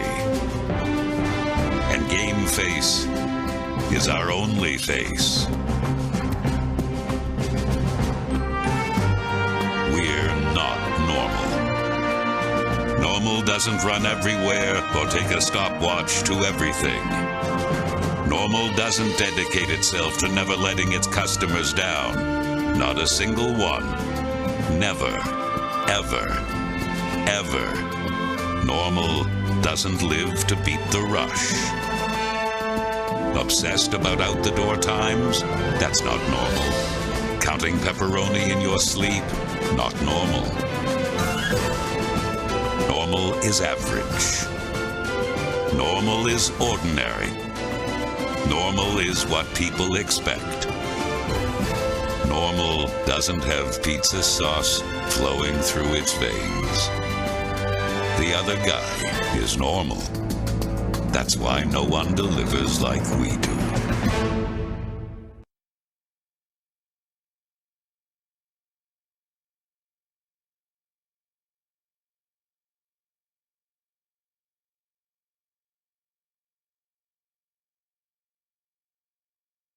El festival más esperado del verano está de regreso en Elgin. Este sábado 13 de junio vive el Micheleros Fest en Festival Park desde las 2 de la tarde. Disfruta un super concierto con los 12 de Tamaulipas. La empresa se fue para arriba y el chaval anda bien pila. Serapio Ramírez y Alex Ramírez. Tú sabes bien que yo no digo consecuencias. La séptima banda. Yo no soy gente de ni un cartel, pero soy bravo como la ves. Los contrabandistas. Quiero ser como el aire. Y aún faltan artistas por confirmar. Además, micheladas, comida deliciosa, bebidas, vendedores y diversión para toda la familia. Boletos Early Bird, solo $25. Niños menores de 10 años entran gratis. Compra tus entradas ahora en elginmichefestival.com. Elgin Miche Fest, este sábado 13 de junio en Festival Park, donde el verano sabe mejor.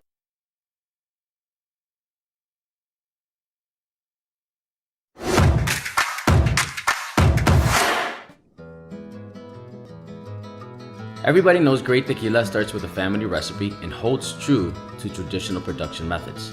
El Nacimiento Tequila combines a recipe that has been handed down by generations with time-honored natural farming and production practices to create only the finest tequila. Grown in the rich volcanic soils of the highlands of Arandas in the vicinity of Jalisco, Mexico, are some of the best Blue Weber agave plants. Since 1898, these plants have been used to create the best tequilas. Now, the Quiroz family, who has been farming these fields for more than a century, have made their craft available to tequila aficionados in the US. From the recipe, through the farming techniques in natural clay ovens, everything about El Nacimiento is time-honored and handcrafted.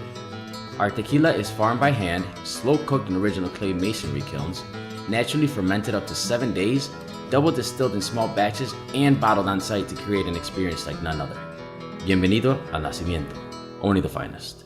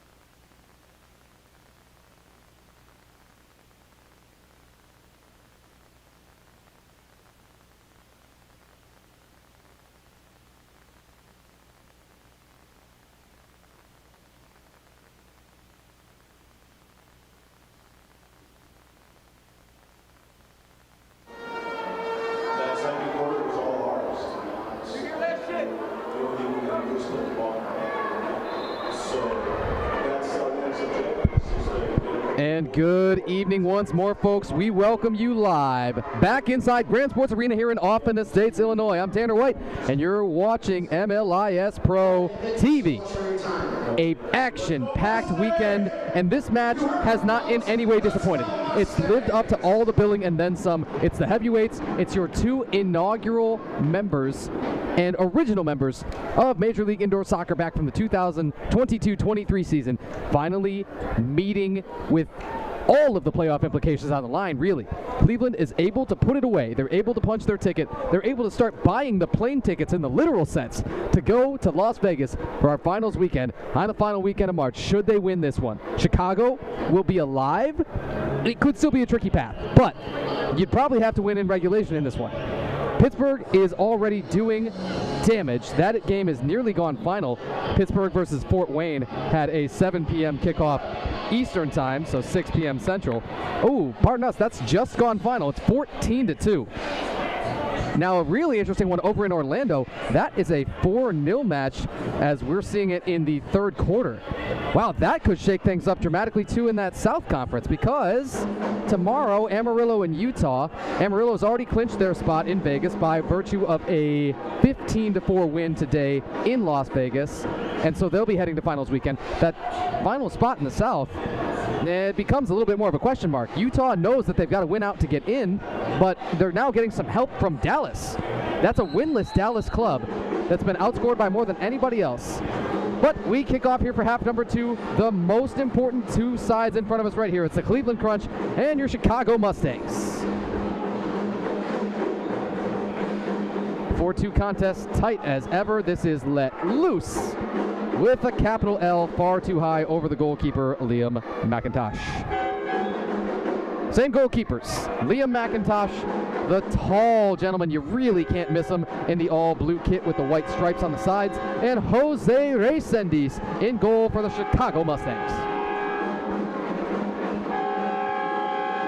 Back touch for the captain, David Jordan, marked by that yellow armband. His is a little bit more neon, the Chicago side with Filion and Varzinyak. Those are more of a true yellow.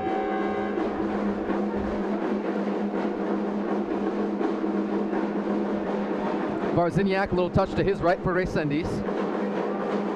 Again, a much cleaner contest than it was between these two sides the last time that they matched up. The header from Sulevic just wide of the goalkeeper, Jose Resendiz. We've been telling you about the numbers on him. We've been telling you that he is second all-time in saves here in Major League Indoor Soccer, trailing only Brando Bustos of Boulder United FC Halo and formerly of our Denver club last season. That's more of a rebrand, but also an under new ownership type of deal. From January 10th, when these clubs last met in Cleveland, it's, you want to say, kind of two clubs going different directions. Cleveland has a couple of losses in there. One of those was in overtime, and so that matters, but that's not really what people are asking. They're asking, no, what do we have to do right now? What's our clinching scenarios? And when can we book those plane tickets for Las Vegas? Here is the Cleveland interception. Handling there for a moment, Tomasz Nagy. Nagy is going to go cross to his left to Omar Najjar. Najjar in the area of the dangerous Piwu. Whistle and first foul. Our foul counts reset at the half, folks. We've told you about the 6-foul rule. If we didn't in that first half, frankly, shame on yours truly. However, a team which accumulates 6 fouls against them in one half will award a penalty kick shootout to the other team. You get that free run up. You did not see any of them in the first half, but it is very much a possibility. Chicago committed 5 out of those allowed 6 fouls, as it were. Sort of like basketball with your fouls to give before you get into the bonus.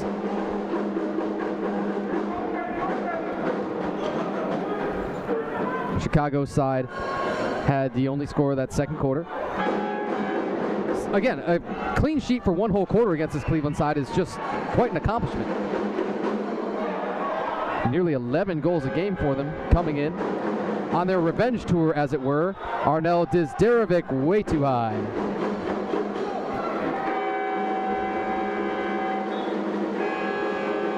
Both sides going to take the opportunity to make a couple line changes. Camarena knocked that right into the Cleveland bench.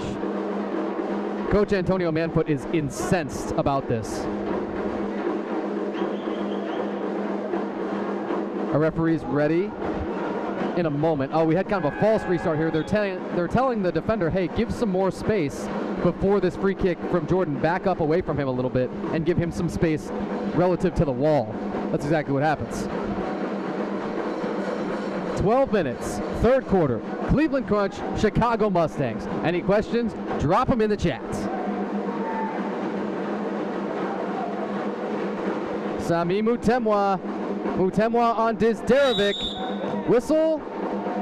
And you got Mutemwa down. Wonder if this is going to bring the injury stoppage. Yeah, we're calling the trainer out there at 11:45 of the third quarter. Sulevic is demonstratively showing the card. He's miming that action. Hey, that's got to be a card, right? It's got to be. And you see Mutemwa just not feeling so hot. He is able to walk off. That's your number one sign. You always look for that first. And you just say, okay, it's got to start there with being able to exit of your own accord on 2 feet. Graysendi's lining up his wall again. Another set piece comes. This is Sulevic from the corner. He's drawing up traffic, loudly so.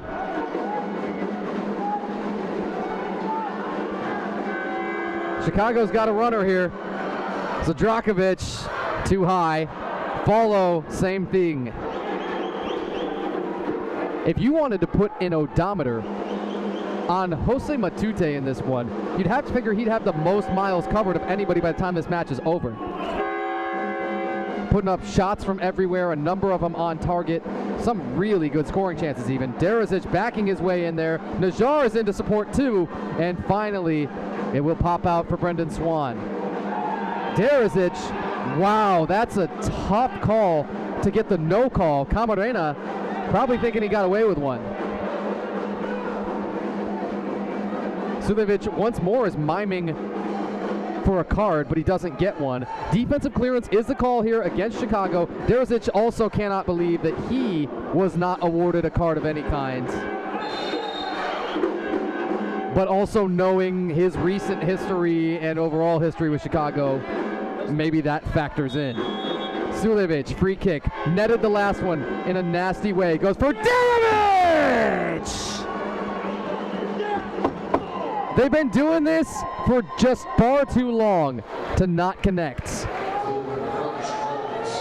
Mikey Derazic at 11:04, second quarter. Pardon us, third quarter, but it's all the same. It's all the same connections, and it's exactly those usual suspects that you expect. 5-2, Cleveland. Mustangs' work is cut out for them even with just a 3-goal advantage. That is, frankly, how good that McIntosh has been in goal.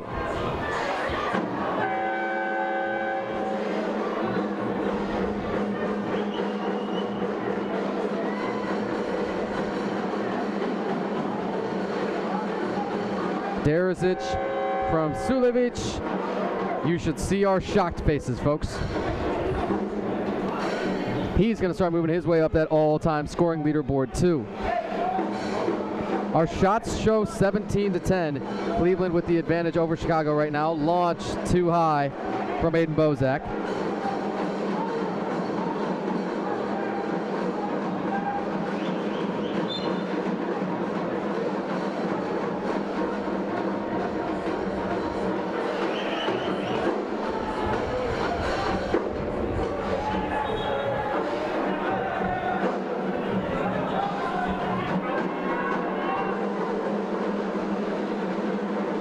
That Cleveland side wasn't happy with a couple of the calls. Here's the thing. Sometimes you've got to completely take the referee out of it. When balls are in the net, they're in the net. Especially all the way at the back of it, because we've had some goal line, did it cross, did it not, VAR kind of situations throughout the league that have been contentious. Yet another whistle, and this is a foul off the ball, it looked like. And you've also got Chankar, 2 in the red for Cleveland, over there to kind of argue his case.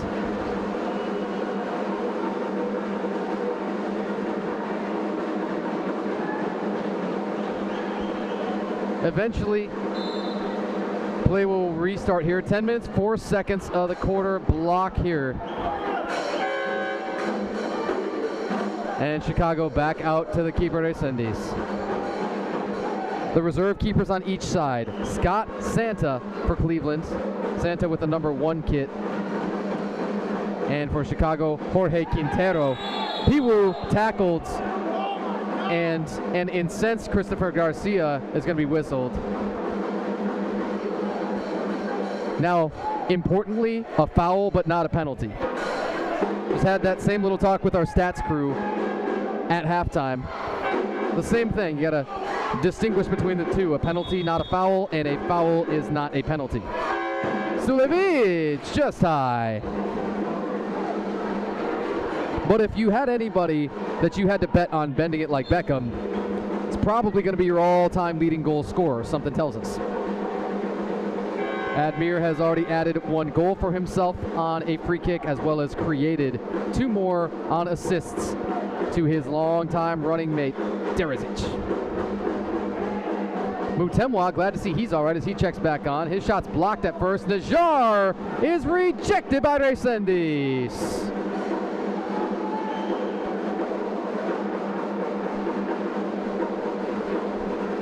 The man didn't rack up all those saves for nothing. He's not second all-time for nothing. He's going to continue to be under fire in this one. You know that from the moment that this Crunch team gets off the bus, or the plane, as it were, you know, no matter where they're going. You know that they shoot early and often. You know that they can get you from anywhere. Header just wide. The sprawling player we think we had, Dizderovic. His hair gives him away. Defensive clearance was kind of not really an option right there. Christopher Garcia was just being bared down on by Landon Kuhn and had to allow this free kick. Once more, it goes to the top of the arc here. Najar, Derzic, Minik, the captain Jordan, and Sulevic, your 5 field players out there for Cleveland. On the free kick, David Jordan! No, you must have said Michael Jordan, the all-time GOAT. You want to talk about defenders in this league, guys that have been around forever. Jordan, the all-time leader in blocked shots. And just, you cannot forget about anybody on this attack. That score is 8:37 here in the third quarter. Jordan, his 7th goal, actually, pardon us, it's his 8th, as he's already added the disgusting one, coming off of the crossbar and down behind Resendiz.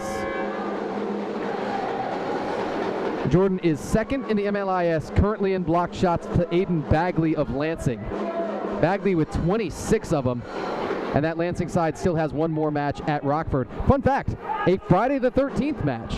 Just the 2nd match all season to be contested on a Friday, and it should just so happen to fall on Friday the 13th. 8 minutes, 8 seconds. We approach the media timeout here for quarter number 3. Alexis Camarena watching this ball. He cautiously scoops it. In the defensive half, but not by much. Watch the streaking Piru. He had a 3-line pass. This is the first time it's reared its ugly head this evening. But it's another great teaching time for the rules. So, 3-line pass is this. A non-goalkeeper player making a pass over 3 lines from yellow line, center, and yellow line again, or longer. That is whistled and results in a free kick in the attacking half for this. O'Toole rejected. That's one of the cleanest looks from the closest ranges that you'll ever see given up. Shot by Camarena, save for Liam McIntosh. Watch Camarena, though, to try and sneak one of those through. That just nearly hit Scott Santa right over by that Cleveland bench area. Santa with the good agility to dodge that. 7 minutes, 36 seconds here of the third quarter. We will get our media timeout. And as they take the timeout on the field, we will take the timeout here on the broadcast. Be back with you in just a few for quarter number 3. El festival más esperado del verano está de regreso en Elgin. Este sábado 13 de junio vive el Micheleros Fest. en Festival Park desde las 2 de la tarde. Disfruta un superconcierto con los 2 de Tamaulipas. La empresa se fue para arriba y el chaval anda bien pila. Serapio Ramírez y Alex Ramírez. Tú sabes bien que yo no digo consecuencias. La séptima banda. Yo no soy gente de ni un cartel, pero soy bravo como la ves. Los contrabandistas. Quiero ser como el aire. Y aún faltan artistas por confirmar. Además, micheladas, comida deliciosa, bebidas, vendedores y diversión para toda la familia. Boletos Early Bird, solo $25. Niños menores de 10 años entran gratis. Compra tus entradas ahora en el GinMicheFestival.com. El Gin Miche Fest.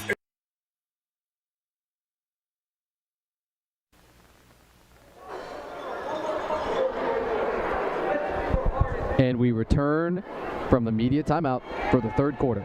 Once more, you see the emphatic as ever head man for your Chicago Mustangs, Armando Gamboa, directing his side as they trail now 6-2. You want to say that that's not all that much of a hole, right? But on the Cleveland side, they make you think maybe it is. 10-1 matchup the last time these two teams met. It's played out so differently all throughout this match. It couldn't be more different, but a 4-goal deficit is a lot no matter how you slice it.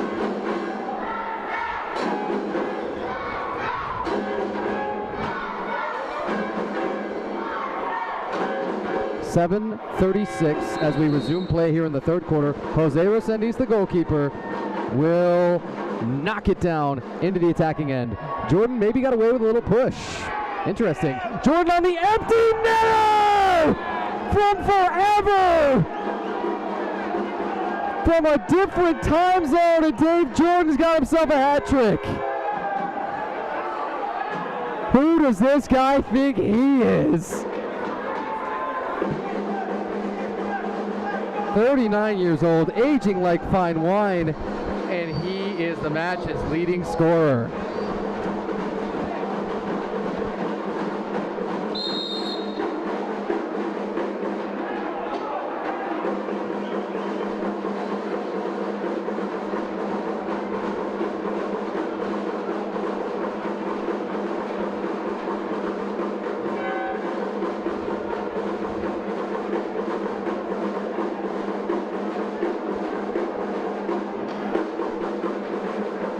Jordan off the empty net score, just dropping the jaws of so many fans here, and now the task grows a little more difficult. 7-2. Chicago has absolutely no fight, and we don't mean this team, we don't mean this club, we mean the entire city of Chicago has nothing but fight. There's nothing that says it's okay to quit. The Chicago women's side, they've traveled without defending most valuable player Stephanie Nunez, and they have dropped that Kalamazoo side, Zoo City FC, 10-3. Resendiz with a great challenge. Whistle, little collision. Ochoa, and let's see, who else did they get? We're thinking Specco, most likely for Cleveland. Barziniak surveying options, patiently going to tow this ball just behind that center line.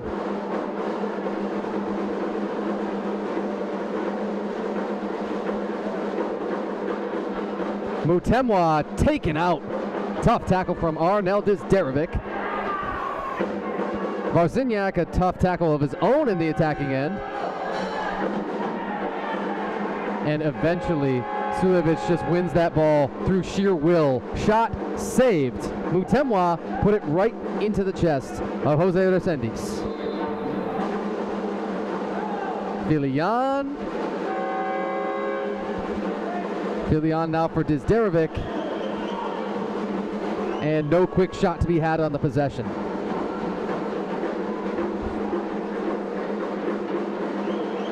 We've told you that so many members of both these sides dot the all-time leaderboards. Yes, it's partly by having 4 seasons worth of accumulation. Shot just wide from Zdrakovic. That hurts. but it's also just from having fantastic indoor soccer players. Each and every season, these clubs field some of the absolute most talented. Admir Sulevic, your defending MVP, your all-time leading scorer, your all-time assist man, point creator, you name it. Oh, and the goal is going to be waved off, right? We thought we had the foul first on Zajakovic. Wow, the second goal of this match that we've seen waved off. Incredible. Wow, that was oh so loud and woke us up a little bit as 14 Garcia was smashed into the boards. Sulevic whistled for his contact once more on Garcia. Garcia is taking an absolute wailing on. It is an unenviable position he's been in most of the evening, as has Gabriel Piwu for what it's worth with Cleveland.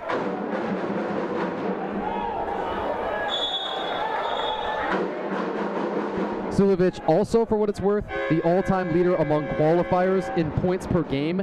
5 career points per game, just an absurd number. David Jordan, the all-time record for power play goals scored, 9 of them coming into this one. As we already mentioned, Jordan, the all-time leader in blocked shots. Sulevic, the all-time leader in game-winning goals with 10. Just so much to be said. Shot! Bang! They're ripping holes in the net out here in Chicago.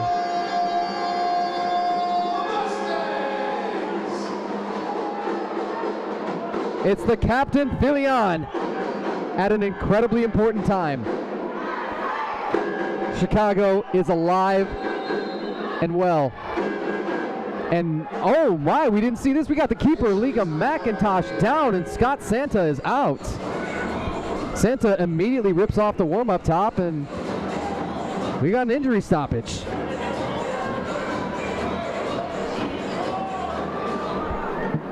We're going to stick right here with you through the break, as the clock shows 4 minutes and 27 seconds. We do see Santa getting warm very quickly. I mean, he truly sprung into action. He's already got tights on. He's just fielding a few real soft drop kicks here from Ryan Minnick. But the keeper, McIntosh, down. That's huge. You only get 2 reserve keepers on the goal sheet. Once more, we look inside that Chicago huddle. Coach Armando Gamboa got to steer his men in the right direction. They've scored the 1. You've trimmed the lead, but you got a lot further to go. Huge goal, but the deficit still sitting at 4. It's something that they've faced before and something that you come to expect. Filion, we're told from Gabriel Uno on the assist at 4:27 of the quarter. Scott Santa, the reserve keeper, is, as far as we're seeing, up. When they say next man up, this is exactly what they're talking about here, folks. Cleveland can clinch, that is, punch their ticket to Las Vegas, and Chicago can stay alive and still have dreams of the postseason if they win this one. Do you feel the momentum? Do you feel the gravity? And do you feel just what this match means? All right, will our goaltender gets tended to? I've got some kids out here who want to tell me who they're. Our PA announcer, once more, John Bartolelli. He's got some kids over there. Not sure what he's saying to them. Just talking perhaps to some of the academy players. You're seeing McIntosh still getting worked on from the trainer here, and Najar over to check on him. I mean, this is going to be a fairly lengthy delay, even as Santa, the reserve keeper, says, hey, I'm ready to go. That's the thing. We just haven't gotten the keeper, McIntosh, off of the pitch yet, and really, you can't blame anybody. There's Coach Antonio Manfoot as well with the ball cap and the curly hair. An absolute shame to take away anything from a match like this. It's not in any way McIntosh's fault, and he's performed phenomenally. He is stretching it out. Maybe has designs of giving this a go later on. But you can tell, a lot of pain. Just the moment that he goes to bend that right leg, Najar is probably going to help him off the entire way. Coach Manfoot back to the bench area. Again, Coach Manfoot probably wishes to a degree that he were active for this one, and has been active this season and has been on the score sheet. Coach has got 5 goals and an assist of his own in just 3 matches played on the year.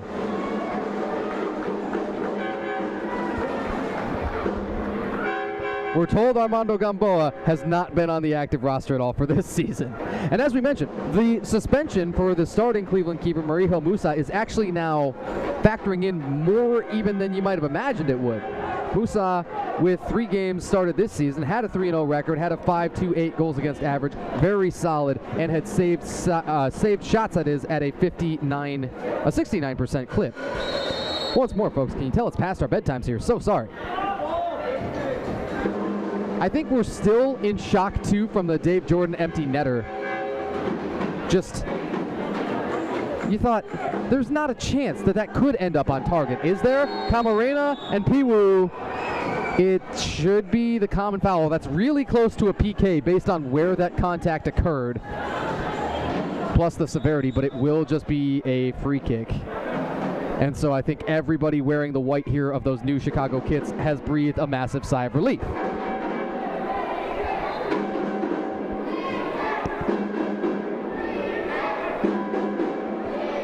These set plays have been devastating in every way, no matter who's taken them.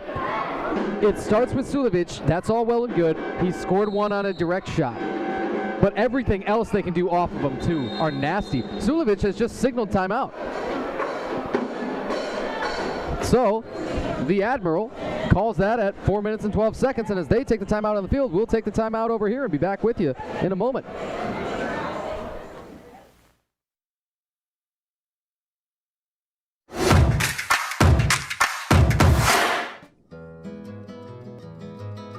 Everybody knows great tequila starts with a family recipe and holds true to traditional production methods.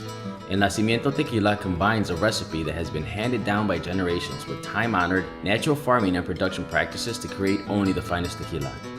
Grown in the rich volcanic soils of the highlands of Arandas in the vicinity of Jalisco, Mexico, are some of the best Blue Weber agave plants. Since 1898, these plants have been used to create the best tequilas. Now, the Quiroz family, who has been farming these fields for more than a century, have made their craft available to tequila aficionados in the US. From the recipe through the farming techniques in natural clay ovens, everything about El Nacimiento is time-honored and handcrafted. Our tequila is farmed by hand, slow-cooked in original clay masonry kilns, naturally fermented up to 7 days, double distilled in small batches, and bottled on site to create an experience like none other. Bienvenido al Nacimiento, only the finest.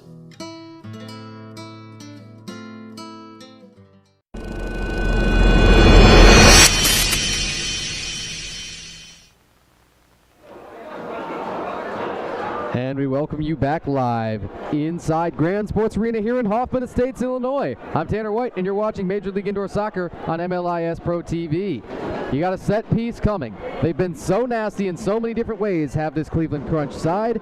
Their 7-3 lead, you just almost get the feeling, it's so ominous with Sulevic lurking here, your all-time leading scorer in the league, that something's going to happen. Sulevic flanked by Derazic and Najar. Derazic over for Jordan. Too high that time. It's still creative. There's still a wrinkle to be had.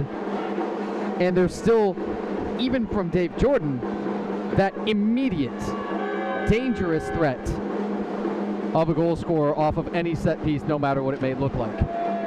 The keeper, Liam McIntosh, has just come off Scott Santa in goal. McIntosh is just getting the right calf worked on from what we can see. We're standing very close to him behind that bench area. Minnick is tossed. No whistle on that Chicago side, Marquez or Zadrakovic. Minnick might get the last laugh here. Minnick bluffed, now lost the handle. Zadrakovic, he's down to a knee too. Here's Filion, the last goal scorer for your Mustangs. Again, he wears that captain's armband along with Varziniak. Resendis, that's awkward. As he tried to clear it away, he hit it off of Filion. Spraggling shot save by Resendis.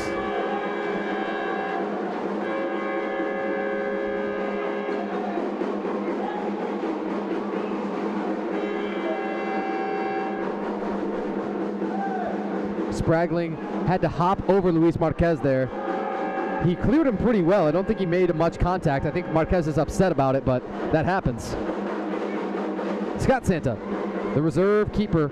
Again, still an all-blue kit. Santa wearing 1. And the somewhat unusual 23 number for McIntosh. Whistle, foul here. 2 minutes, 47 seconds, third quarter.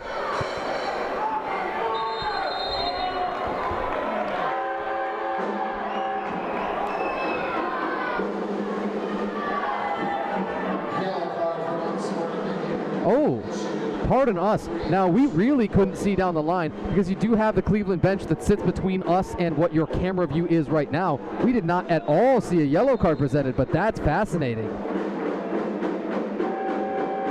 Card is down, and we heard unsportsmanlike conduct. Now we're going to be very interested to find out on who. Not certain, but yellow card is 5 minutes of penalty. It's just not a power play, however. You've got to have a player serve it, but you do not lose a player on the field. You just simply have somebody in that penalty box for 5 minutes.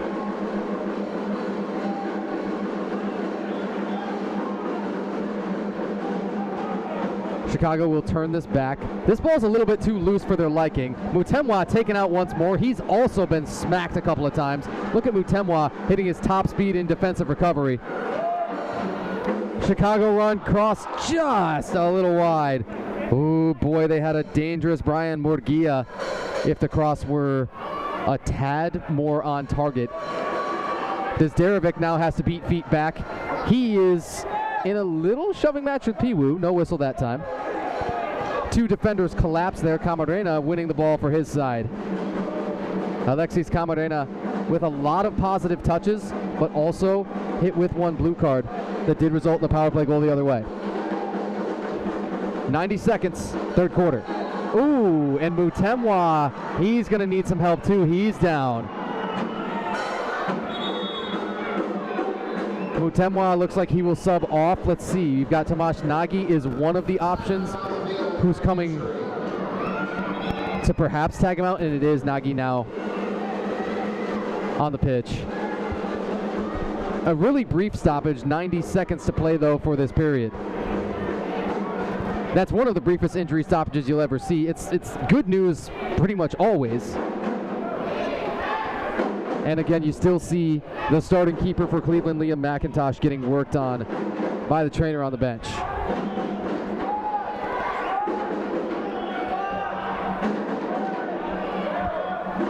Oh, pardon us. It's the foul accumulation. Now we're finally seeing it. Makes sense. So it's Admir Sulevic with the free run up on Jose Resendi. Saved! He says, well, you can kind of shove your all-time stats. I really couldn't care less. And the Cleveland foul is almost immediately called the other way on Sulevic. That'll happen. What a stuff for Resendis. Staring down the barrel. Whistle, the push here. And Dave Jordan is now, well, he's showing the embellishment that he perceived Ochoa to have done. Ochoa does draw the foul, we'll say, on David Jordan. It's been a quiet third quarter on attack for both sides. Under a minute to play for this frame. The crucial thing, though, Cleveland distanced themselves and added one onto that halftime deficit. Whistle.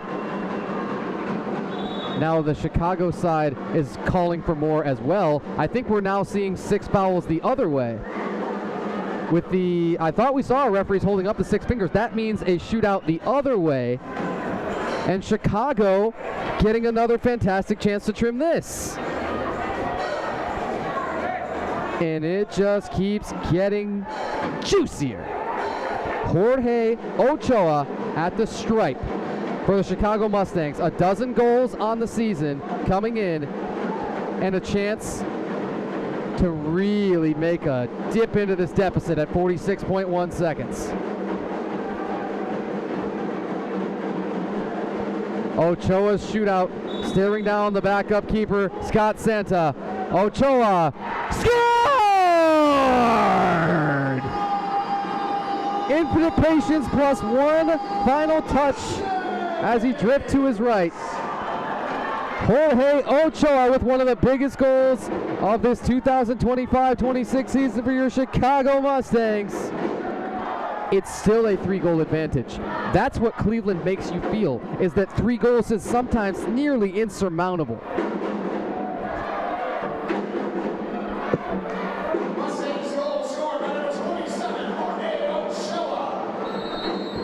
Ochoa on the penalty shot. It's a crucial score, and it is quite a ball game.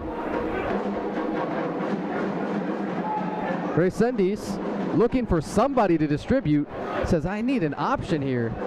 Just whips it down to Zadrakovic.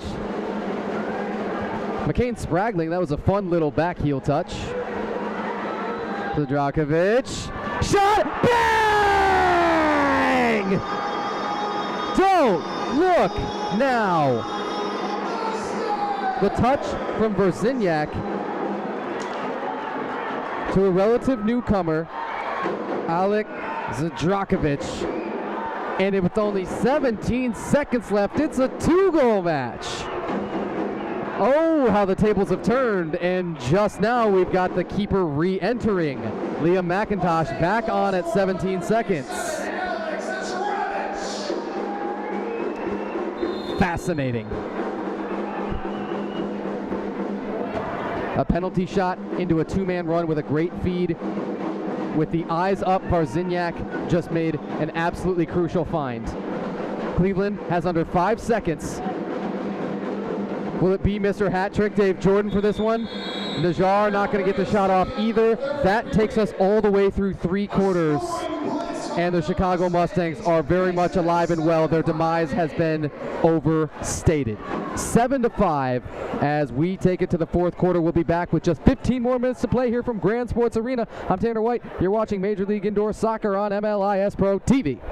El festival más esperado del verano está de regreso en Elgin. Este sábado 13 de junio vive el Micheleros Fest en Festival Park desde las 2 de la tarde. Disfruta un super concierto con los 2 de Tamaulipas. La empresa se fue para arriba y el chaval anda bien pila. Serapio Ramírez y Alex Ramírez.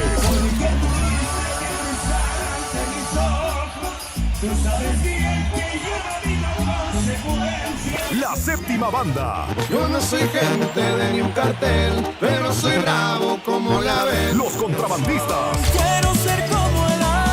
Y aún faltan artistas por confirmar. Además, micheladas, comida deliciosa, bebidas, vendedores y diversión para toda la familia. Boletos Early Bird, solo $25. Niños menores de 10 años entran gratis. Compra tus entradas ahora en elginmichefestival.com. Elgin Miche Fest, este sábado 13 de junio en Festival Park, donde el verano sabe mejor.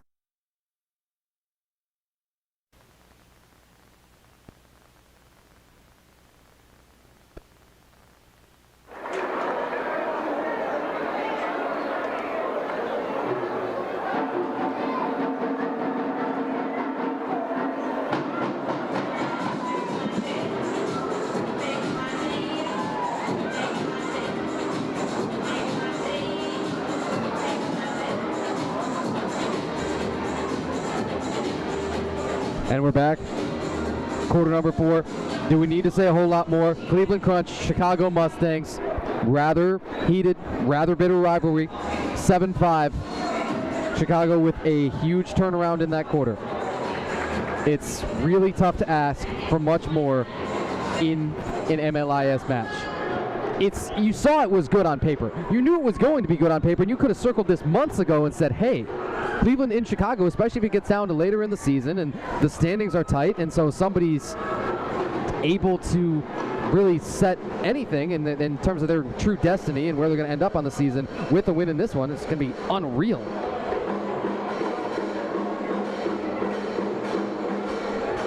As always, the Mustangs would like to thank their fantastic arena, Grand Sports Arena, for hosting their team tonight and supporting the Mustangs family.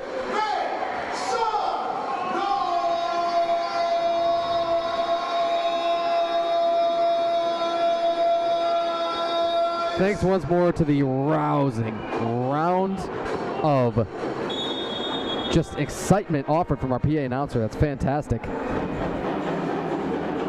And we kick it off for quarter number 4. Tanner White, so glad to be with you here on MLIS Pro TV. Folks, a YouTube channel that has taken off like many could have never predicted, nearing 150,000 views because of all of you, the fans at home, every single weekend.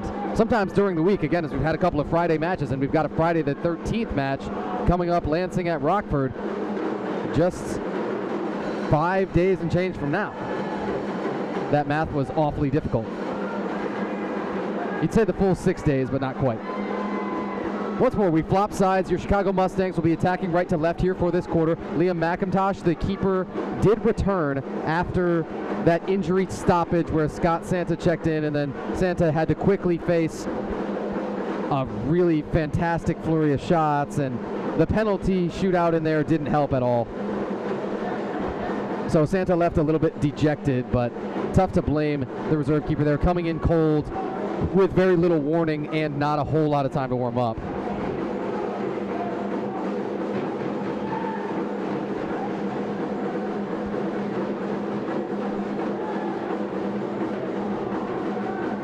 Chicago in the attacking end. Whoa, what a head whipping turn. Man, gave us whiplash just trying to follow it ourselves. Our apologies. We've got over 13 minutes to sort this thing out, folks. Gonna be good no matter how you slice it.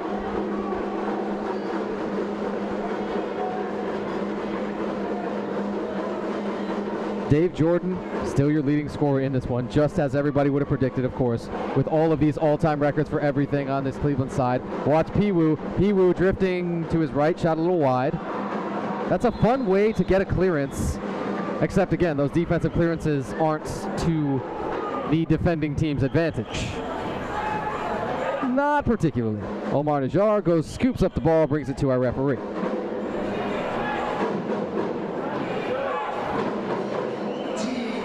Sulovic's got 3 assists, but just the 1 goal. Dave Jordan, the only guy with a hat trick so far. Chicago's got 2 from Ochoa. This is Jordan! Dave Jordan 4 times for the 4 times! And it's 4 assists, all from the Admiral, Admir Sulovic.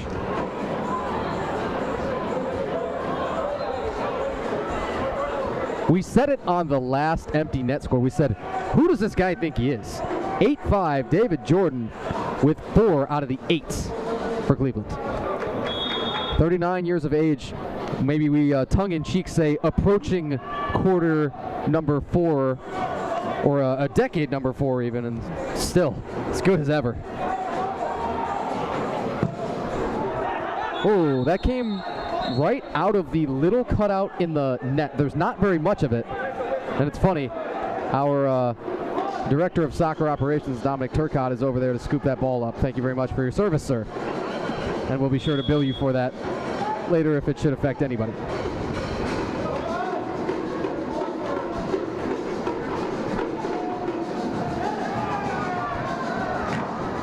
Shot far too high from Camarena.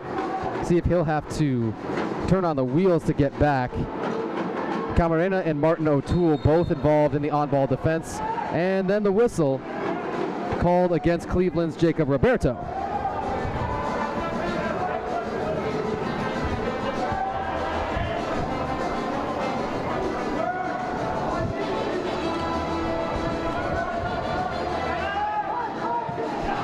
Our referee getting out of play. You gotta remember, folks, these referees are in the absolute line of fire, are in physical danger often, and never shy away. I want to thank our referee crew, as we really hope that everybody around the league does every match. We're sort of dubious on if that perhaps actually happens all the time, but our crew of Tyler Turner, Jamie Walter, Gabe Billings, and Michael Vosatka, we tip our caps. Thank you, gentlemen. And there might have been a rebound to be had for Zadrakovic. Spragling got a little bit of a chest bump into Matute, but no whistle. Camarena. He'll wait on an option. Camarena thought maybe about Zadrakovic, but didn't get it there. Landon Kuhn gets stabbed. Kuhn losing this. Gabriel Uno. Uno, the Brazil native from Brasilia, Brazil. Camarena is tossed into the boards, and we figured this would be a card. Is it not? Let's see. We don't have it yet. So, just a common foul. Camarena and David Jordan in the little dust-up. Camarena is... he's sort of escorted away from the conflict by Luis Marquez. That's smart from Marquez. Eventually, Chicago will restart with possession. 8-5 still, they trail. Barziniak let it loose. Kind of put his face in his hands for half a moment after that thing came off of his foot. I think he kind of knew it.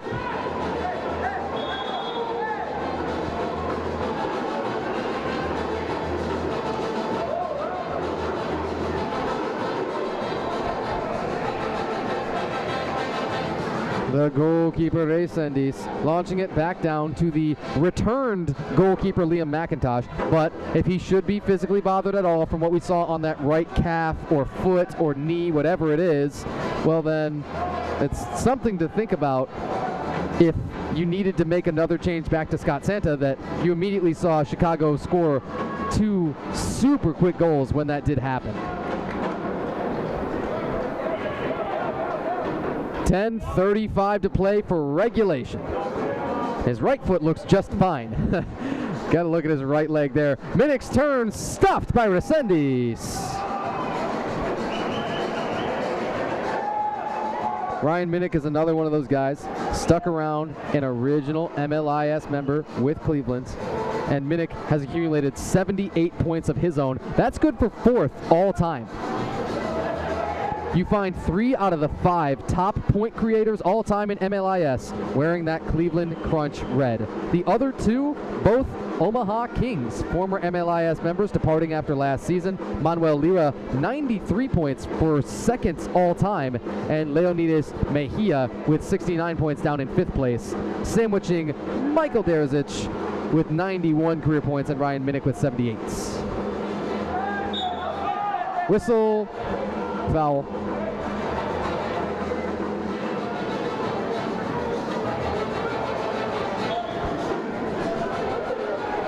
.940 when the restart comes. You almost want more than 10 minutes of this match to be left, don't you? Look at the little back heel and a heroic flying clear. Now, defensive clearance, we know that much. But again, there wasn't really a choice. If you're that last line of defense, sometimes you've got to lay out like that. Sulevic once more from the top of the arc. Every set play has been dastardly in its own way. And Minnick is just... he did sort of the evil villain laugh, rearing back and throwing both hands up to the side of him and going, ah! Only he wasn't laughing this time. It's just sort of taking the same posture, funny enough. 9 minutes, 20 seconds for regulation. Sulevic, wall ball. Will not yet result in a shot. That's some really good sportsmanship. Trying to see who it was from Chicago that went and offered him the hand up. I'm thinking maybe it was 14 Garcia. Filian chases this ball, plunk, and no follow to be had just yet for Chicago. 23 Christopher Cordia was the one who may have had a chance if it had come a little more directly to him. And on the ground, save for McIntosh.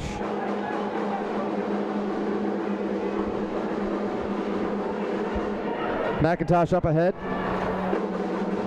All of those goalkeeper distributions have gone further than anybody else's by average distance. You know what I mean? Like, if this guy were to enter the average drive, like the longest drive contest, he could probably just throw his golf ball and come up with a similar result to his driver.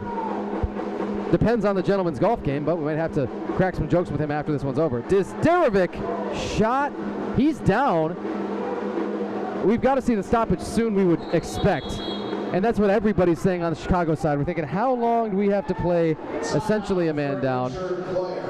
Unfortunately, this is at 8 minutes and 4 seconds. It is a hair before when you're supposed to have the media timeout enforced. You can have, should they choose to make that decision, this become a media, but I don't think that's what we're seeing. We will stick here with you at the 8 minutes and 4 second mark. Once more, trainers out. You see some fans in the background looking on incredibly concerned, and some fans just not entirely aware, I think, of what they're seeing. Some, you don't want to say oblivious to the world, but sort of how it feels. I believe you got Arnel Dizderovic down. We'll take a breath. We'll reset all the stats for you. We will tell you that it is an 8-5 contest. Your score for this fourth quarter, the only one we've seen so far, Dave Jordan on the set play from Admir Sulevic. Just adding on to his all-time resume, his all-time lead in points, you name it, Sulevic has done it and will continue to do it. Eventually, Dizderovic is going to walk off as well, holding the low back on his right side.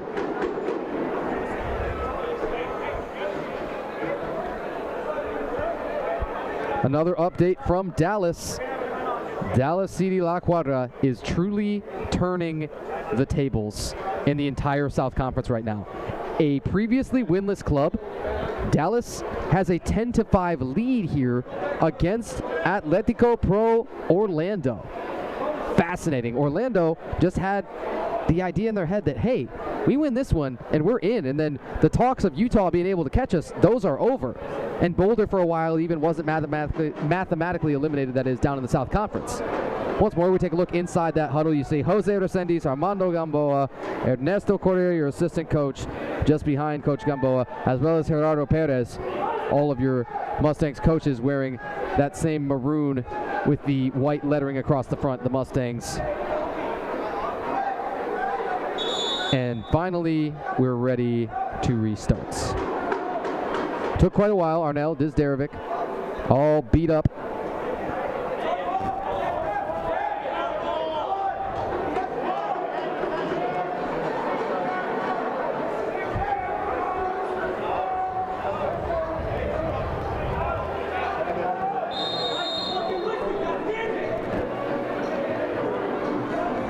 As the restart comes, we got 8 minutes, 4 seconds to play.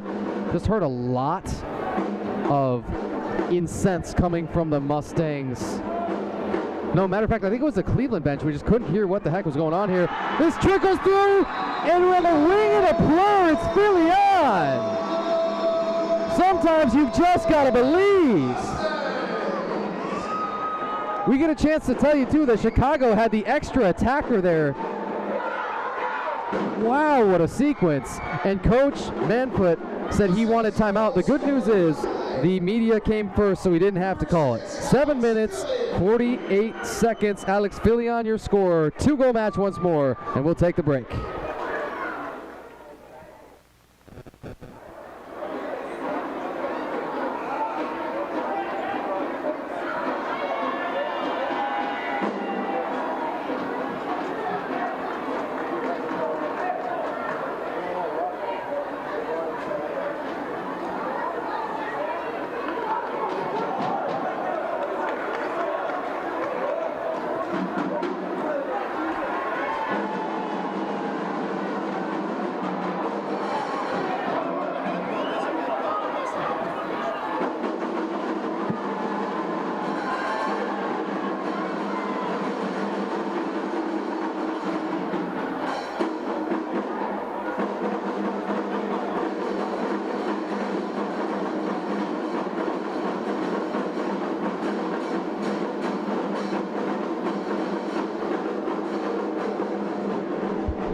So, after the Chicago score brings it to an 8-6 Cleveland lead, it's feeling even more tentative now. We knew that this had the potential to become tight. We knew that even at that 7-2 mark, that's just, you can't say that Chicago's out of this. You knew that they had that fantastic home field advantage. You knew that they're bearing down on McIntosh. Oh boy, there's so much out of this to just say about it. So Jordan is tossed. The foul looks like it goes on Gamboa for Chicago. The keeper McIntosh was out of position. There was a turn to be taken that was open for Gamboa too, and eventually it results in nothing at all. Can you believe that? We are honestly a tad stunned ourselves. Over halfway through this fourth frame, over 7/8 of the way through one of the best matches that Major League Indoor Soccer has had to offer for the 2025-26 season. I'm Tanner White, and we come to you live from Grand Sports Arena here in Hoffman Estates, Illinois. Chicago Mustangs, Cleveland Crunch. What more do you want from a soccer match?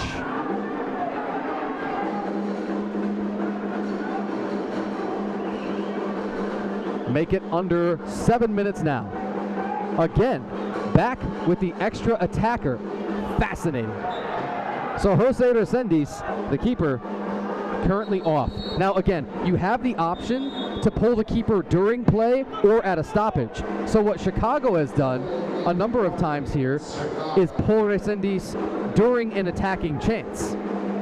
Or as soon as they begin to clear successfully, you could have Resendiz, for example, go with distribution. He could just bowl it out and then immediately come off. And it already worked once, and so maybe you want to keep doing that.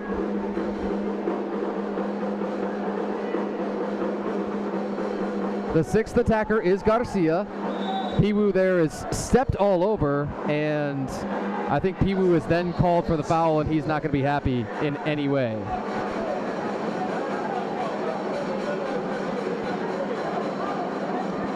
.6:38 to play.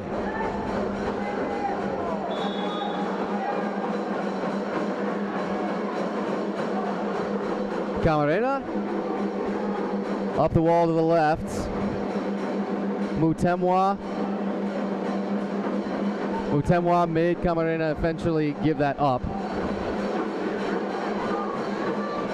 Again, Christopher Garcia is your extra attacker, noted by that light blue kit. It's just really a warning, or a warm-up top rather. And now he will have to become a goalkeeper of sorts, unless there's the foul first, or even perhaps a card. All right, we are seeing the blue card held up. This is enforced at 6 minutes and 6 seconds.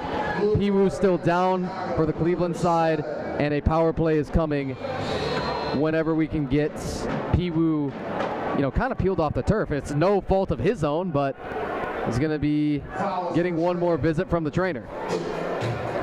6:06 to play, 8-6 contest, Cleveland over Chicago.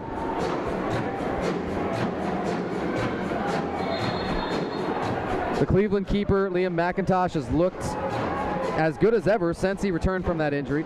Goes over and gets a drink, shares a couple words with their reserve keeper, Scott Santa, who came in when McIntosh departed. Again, this is Gabriel Piwu, who is being, at some point, helped up off the turf. Might take a moment still. We've got other discussions with the referee. Right now we see Sergei Varziniak just around that net, as our camera's pointed right at them, in conversation. But again, we know that out of this break, we will have a Cleveland power play coming. We don't know that this squad needs a whole lot of help, but they did just get it. Piwu comes off. That's your top scorer, your top striker for Cleveland, sure, but it's also now a man-up opportunity for them.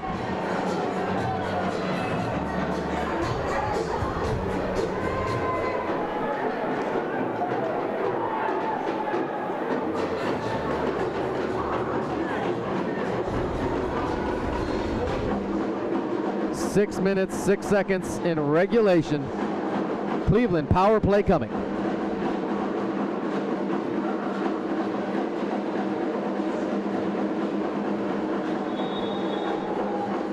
And that whistle means we will restart.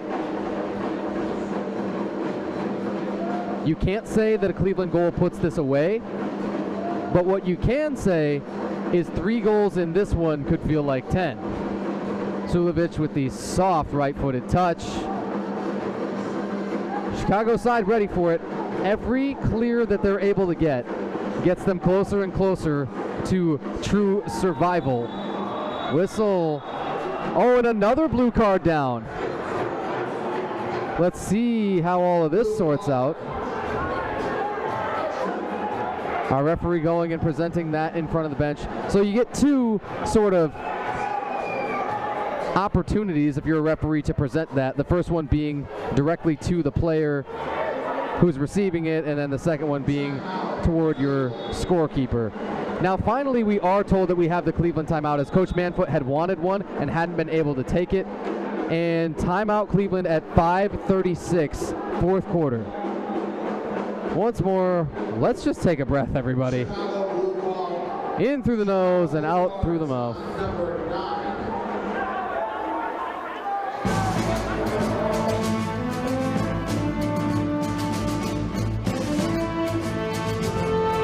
It's game day. Today, tomorrow, every day. And game face is our only face. We're not normal. Normal doesn't run everywhere or take a stopwatch to everything.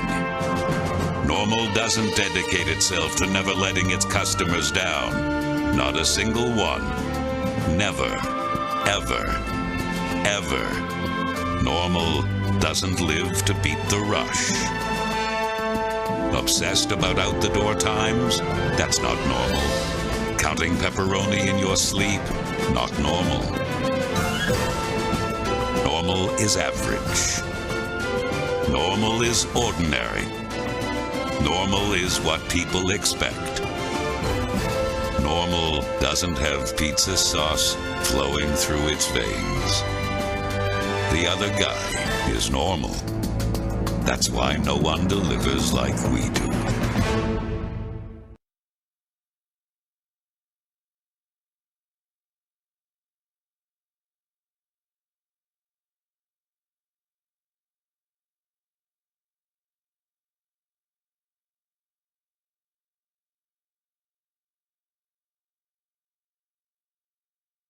Card at minimum.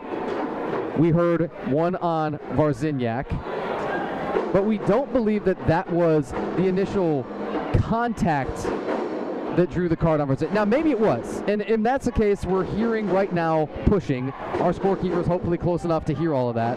But then we also heard on Jorge Quintero, the reserve keeper for Chicago, he's getting a yellow card, so that should mean that there are 2 Chicago Mustangs in the penalty box. Unfortunately, frankly, yours truly not tall enough to see into there. Doing my best, but probably going to be unable to do so. That's what we heard, announced over the PA and all that, so that is, in all likelihood, correct.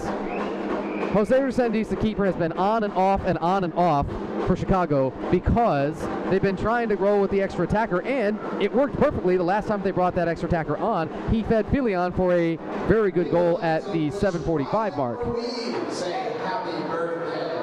Oh, what a shout out. That's fantastic. We're just hearing now Ryan Ruiz of the Cleveland Crunch is getting the PA shout out here for his birthday. That's probably the first time I've ever seen that from a road club to be recognized like that, but that's so cool. The Director of Sales and Marketing for the Cleveland Crunch, Ryan Ruiz, and I know Ryan's here this evening. Happy birthday. I don't know if they said the number of exactly how old he's turning, and maybe he doesn't want us to know, but happy birthday nonetheless. There's a first for everything, folks. Once more, the competition happens only between those lines, only between those boards. The every other time, it is cooperation. Admir Sulovic over for Derazic. That penalty, remember, was at 6:06. So 2 minutes of power play time on the blue card. We're told initially that the contact one was on Varzinyak. Foul. This will go on Garcia. So Garcia now is on normally. He's not on as the extra attacker. That means he just rips off that light blue warm-up top that he had on. Another set play. Dave Jordan will not get the shot off yet. Just over a minute of this power play time burned off. Man, this place has seen a lot of tight matches over the years. Deresic stuffed in that short corner by Resendez. The contact against Spragling, that might be one more Chicago foul. Oh, pardon us, that's a foul on Spragling. I mean, those were the only two options, is Spragling or Brian Murguia for Chicago. We just kind of assumed it was going to go the other way. Never mind. 40 seconds of power play time left for Cleveland. They've got maybe one shot up on goal. It's kind of surprising, but the Chicago defense has stood at the absolute perfect time for them. So far, that is. Still down a man. Sulovic out for Deresic. Time's running shorter and shorter. And it looks like Chicago's going to survive. They're not quite able to get the empty net score, but could you imagine? Oh, and the exasperation. Wait. Is this going to bring a card too for Martin O'Toole? Interesting. This card is yellow. It could be for kind of just blasting that ball after the whistle came. And that's sort of a delay of game type card. If that's the thing, man, it's a yellow so it doesn't create the power play, but it does also take O'Toole off the pitch. He's got to serve the 5 minutes of that yellow, and when you look up the clock, you only got 4 minutes and 12 seconds left to play. So barring extra time, well, that's all she wrote for O'Toole for this contest. Again, unless we get to extra time. Chicago kills off the first penalty. Mustangs survive that penalty, however, and they are back at full strength. Trying to see, did they ever bring their fifth field player back on? We're not certain that they have. But we clearly saw that there was a yellow. Oh, the own goal! Spragling says thank you very much. Sulovic with all of his patience, he feeds Spragling as he's done, and then oh boy, looking for a better word than disasperation. Christopher Garcia probably hurt his hand a little bit on that frame. Wow. Spragling is a willing recipient. Nonetheless, 9-6, Cleveland. Right back to the extra attacker look. And now Piwu might have the empty netter! It's wide! Oh boy. One more, and you really have the feeling that this thing's over. But Chicago goes and gets the next score, and then they probably stick at least with that strategy of running the extra attacker on and off and going Resendez on and off with him. And oh, Cleveland foul two. This is on Piwu, and it's gonna get juicy, isn't it? 3 minutes and 14 seconds.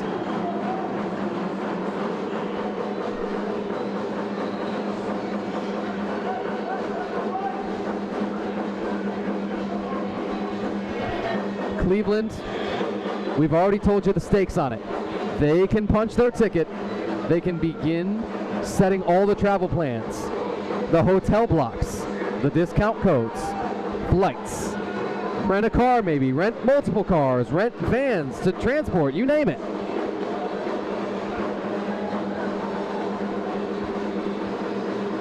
But they've got to win this one. And Chicago's got to get all the way back here just to stay alive. Camarena shot high. Every time that ball makes contact with that net, folks, that's cause for a restart. Little push from Korea in the face of Boban Shankar, and neither of them are happy about it. Shankar coming off with maybe what could be roughly the last round of subs that we'll see.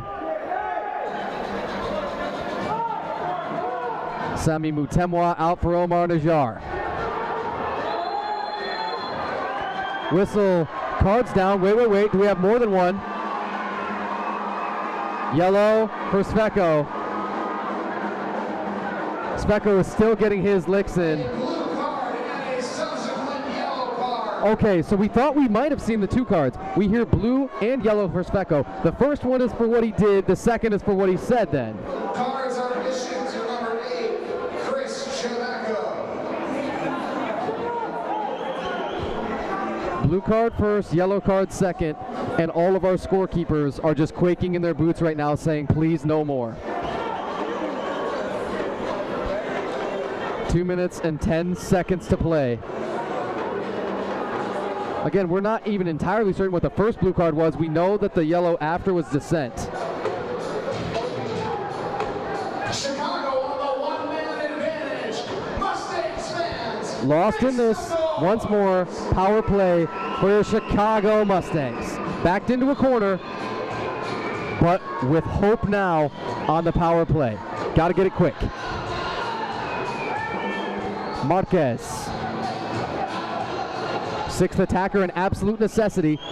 It was kind of a luxury when Chicago first turned to it and scored that goal at 7:45 of this quarter, but now there's no more option. Resendiz is probably done for the rest of the evening. Marquez back over for the extra attacker, Garcia. Gamboa, block. Ochoa, same thing. The blue card was inadvertent. The yellow card was the only card issued in number 8. All right, so we just had that cleared up with our PA announcer as well, if you could hear all of that. He said that the blue card was inadvertent. That was the referee just, reaching in the wrong pocket or something. So he just went with dissent. Whistle, foul on Mutemwa. That was a really quick restart.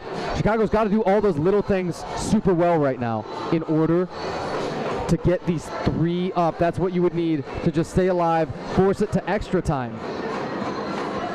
Then you have the 3-2-1 point system. 3 for the regulation win, 2 for the 1 in overtime. Ochoa with the loose ball, he scores on a rebound! Hey Chicago, what do you say? Marquez, ball gets a piece in the jar, and Ochoa on the 3rd try at it. He nets one at 1 minute and 5 seconds. Power play goal for the Chicago Mustangs. Did we have timeout called down on the field? Our benches clearing would indicate that. All right, it is Jorge Ochoa. Folks, this is just so juicy. We can't leave you now. We're going to stay here with you through the break. 9-7 match. Timeout, Chicago. Timeout is called by Chicago. Now, that all makes sense, right, as they've got the possession and all that. Fine. We're with all of that.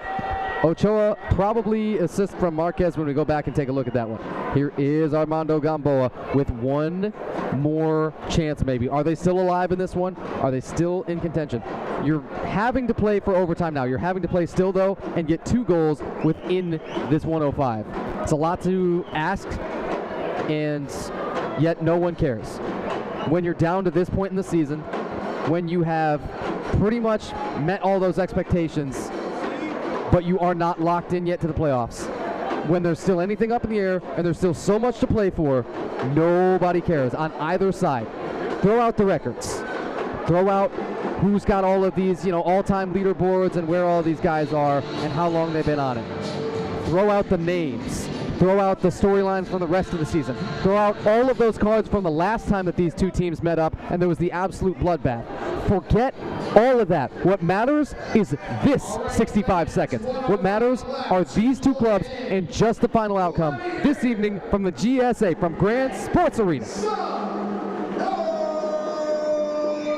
And of course, you don't want to forget the Chicago Mustangs women's home match, their final one of the season on next Saturday, March 14th, 7 p.m. versus Fort Wayne. That's also going to be here on MLIS Pro TV. That's going to be a fascinating one. Just thought we'd drop that in there for you before we get out of here.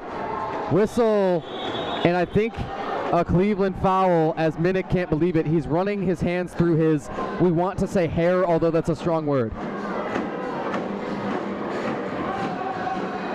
Oh, excuse us, that's not Minnick. It's actually Derazic. 1 minute exactly to play. And are we hearing shootout because of the accumulations? That's what we thought we heard. You just had Boban Shankar turn over to the keeper and says, you got this. So this is the 6th foul. It is the penalty shootout, and it is Jorge Ochoa for Chicago. Scored on the last. Ochoa, same move. He scores! You've just got to believe a little harder when it's this dire. Ochoa with 2 shootout scores, and he's keeping the Mustangs in it on a wing and a prayer. They're still alive. It's Ochoa's 2nd time on the season, as you do have a timeout called by Chicago down on the field. Ochoa's 2nd time on the season, netting 4 scores. This is the heavyweight fight where somebody's dropped their guard down, where both guys are just a little bit gassed. But they are standing toe-to-toe, and somebody's just going to get punched in the face one too many times and get dropped. Ochoa also registering 4 goals plus an assist in a match on January the 24th that was at Fort Wayne. A 5-point match overall, but tying his career high with the 4 goals. Ochoa, a member of POW Chicago last season. That club called this building home. They've since departed MLIS, and oh so much has happened. Oh so much is new ever since. But what is not new is the rivalry between these two clubs. 57.4 seconds. You wonder, did Cleveland not entirely know the foul count and where they were at? It's tough to say. The shootout score for Jorge Ochoa makes this a 1-goal match at 57.4 seconds. The standings might just get real interesting if we get all the way to OT, and you got the little false start here. It looks like we tried to get a restart, but it happened a little bit too quick. It's funny because, like, 0.9 of a second ran off of the clock, we believe. You wonder, are they going to be petty enough to add that back onto the clock? We doubt it, but it's possible.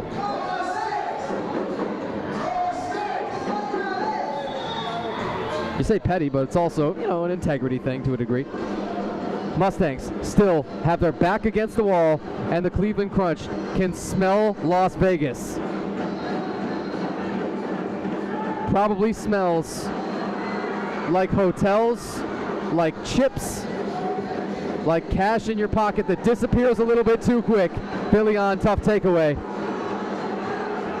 And does it smell like a championship? Under 30 seconds for Chicago to get one to extend it. Luis Marquez. Marquez crossing over for Garcia, the 6th attacker in the light blue. Down to 15 seconds for Chicago, and they handle from far away. Do or die. Shot blocked. And so there's no choice for Ochoa but to just tie up Derazic and tackle him. But let's see, do you also have a card coming down? Okay, so in fact the card is yellow, thrown here on Gamboa.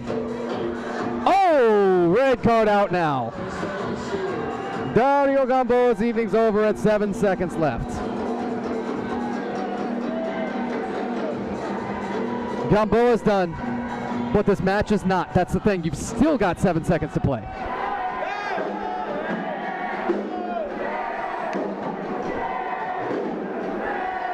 Here's the thing. The keeper, McIntosh, his huge arm might actually come into play here. If he can chuck this all the way down to the opposing goalkeeper and take as much time as possible while restarting this, there's a chance he doesn't face another shot, that there's just not time for Chicago to take that ball and in any way release a shot that's in any vicinity of the goal.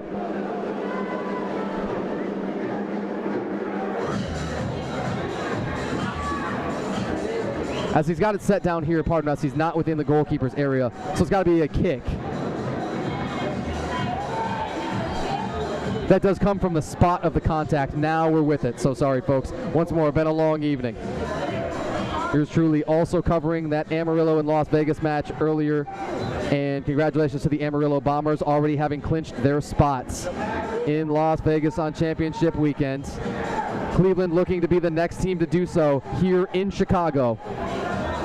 9-8 is their lead with exactly 7 ticks to play. The Chicago Mustangs, the fight in them is legendary. McIntosh does serve it all the way down. Derzic with 1, 2 touches, and one more ticket is punched on the weekend. The Cleveland Crunch will be heading to Las Vegas, full time 9-8 over the Chicago Mustangs. Not how we thought we'd get here, but the most entertaining match of the 2025-26 MLIS season. We're making the executive decision on that, folks. Deal with it. Full time once more, and these Cleveland Crunch can celebrate a little bit.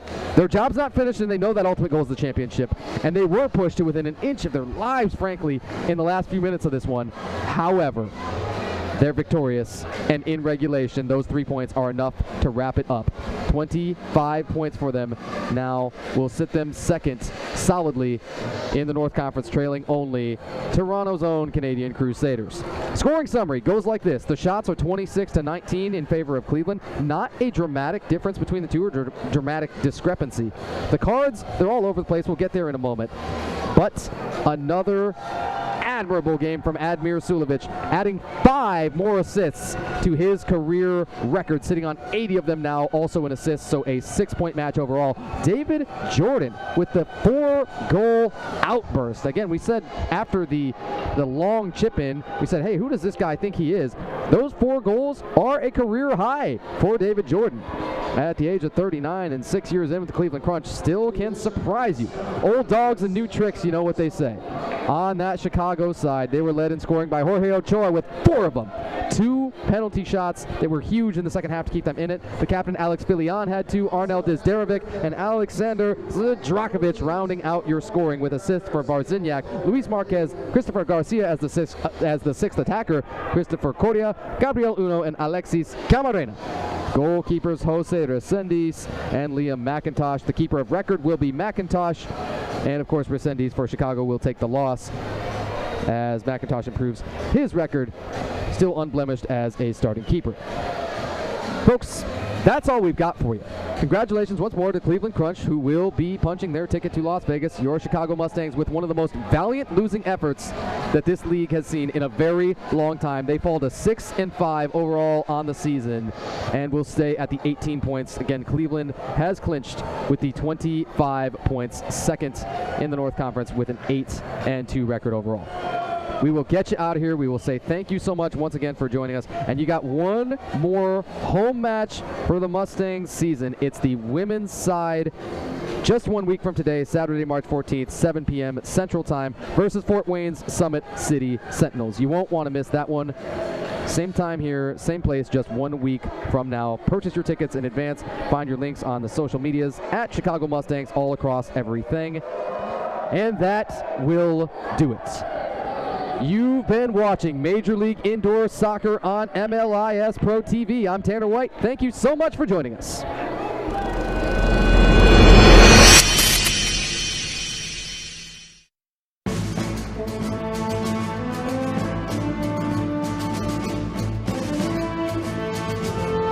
It's game day.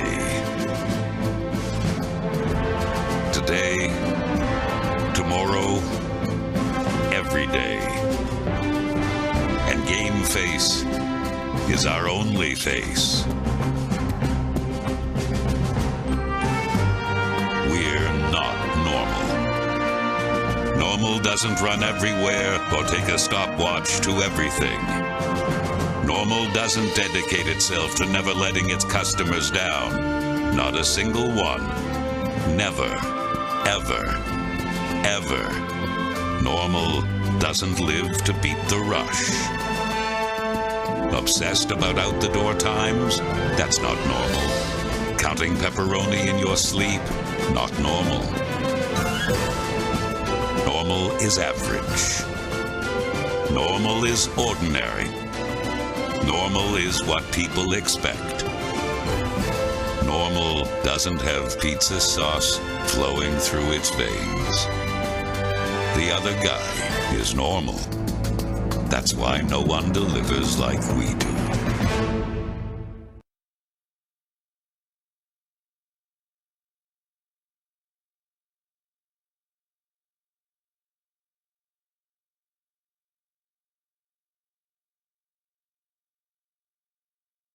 El festival más esperado del verano está de regreso en Elgin. Este sábado 13 de junio vive el Micheleros Fest en Festival Park desde las 2 de la tarde. Disfruta un super concierto con los 12 de Tamaulipas. La empresa se fue para arriba y el chaval anda bien pila. Serapio Ramírez y Alex Ramírez. Tú sabes bien que yo no digo consecuencias. La séptima banda. Yo no soy gente de ni un cartel, pero soy bravo como la ven. Los contrabandistas. Quiero ser como el aire. Y aún faltan artistas por confirmar. Además, micheladas, comida deliciosa, bebidas, vendedores y diversión para toda la familia. Boletos Early Bird, solo $25. Niños menores de 10 años entran gratis. Compra tus entradas ahora en elginmichefestival.com. Elgin Miche Fest, este sábado 13 de junio en Festival Park, donde el verano sabe mejor.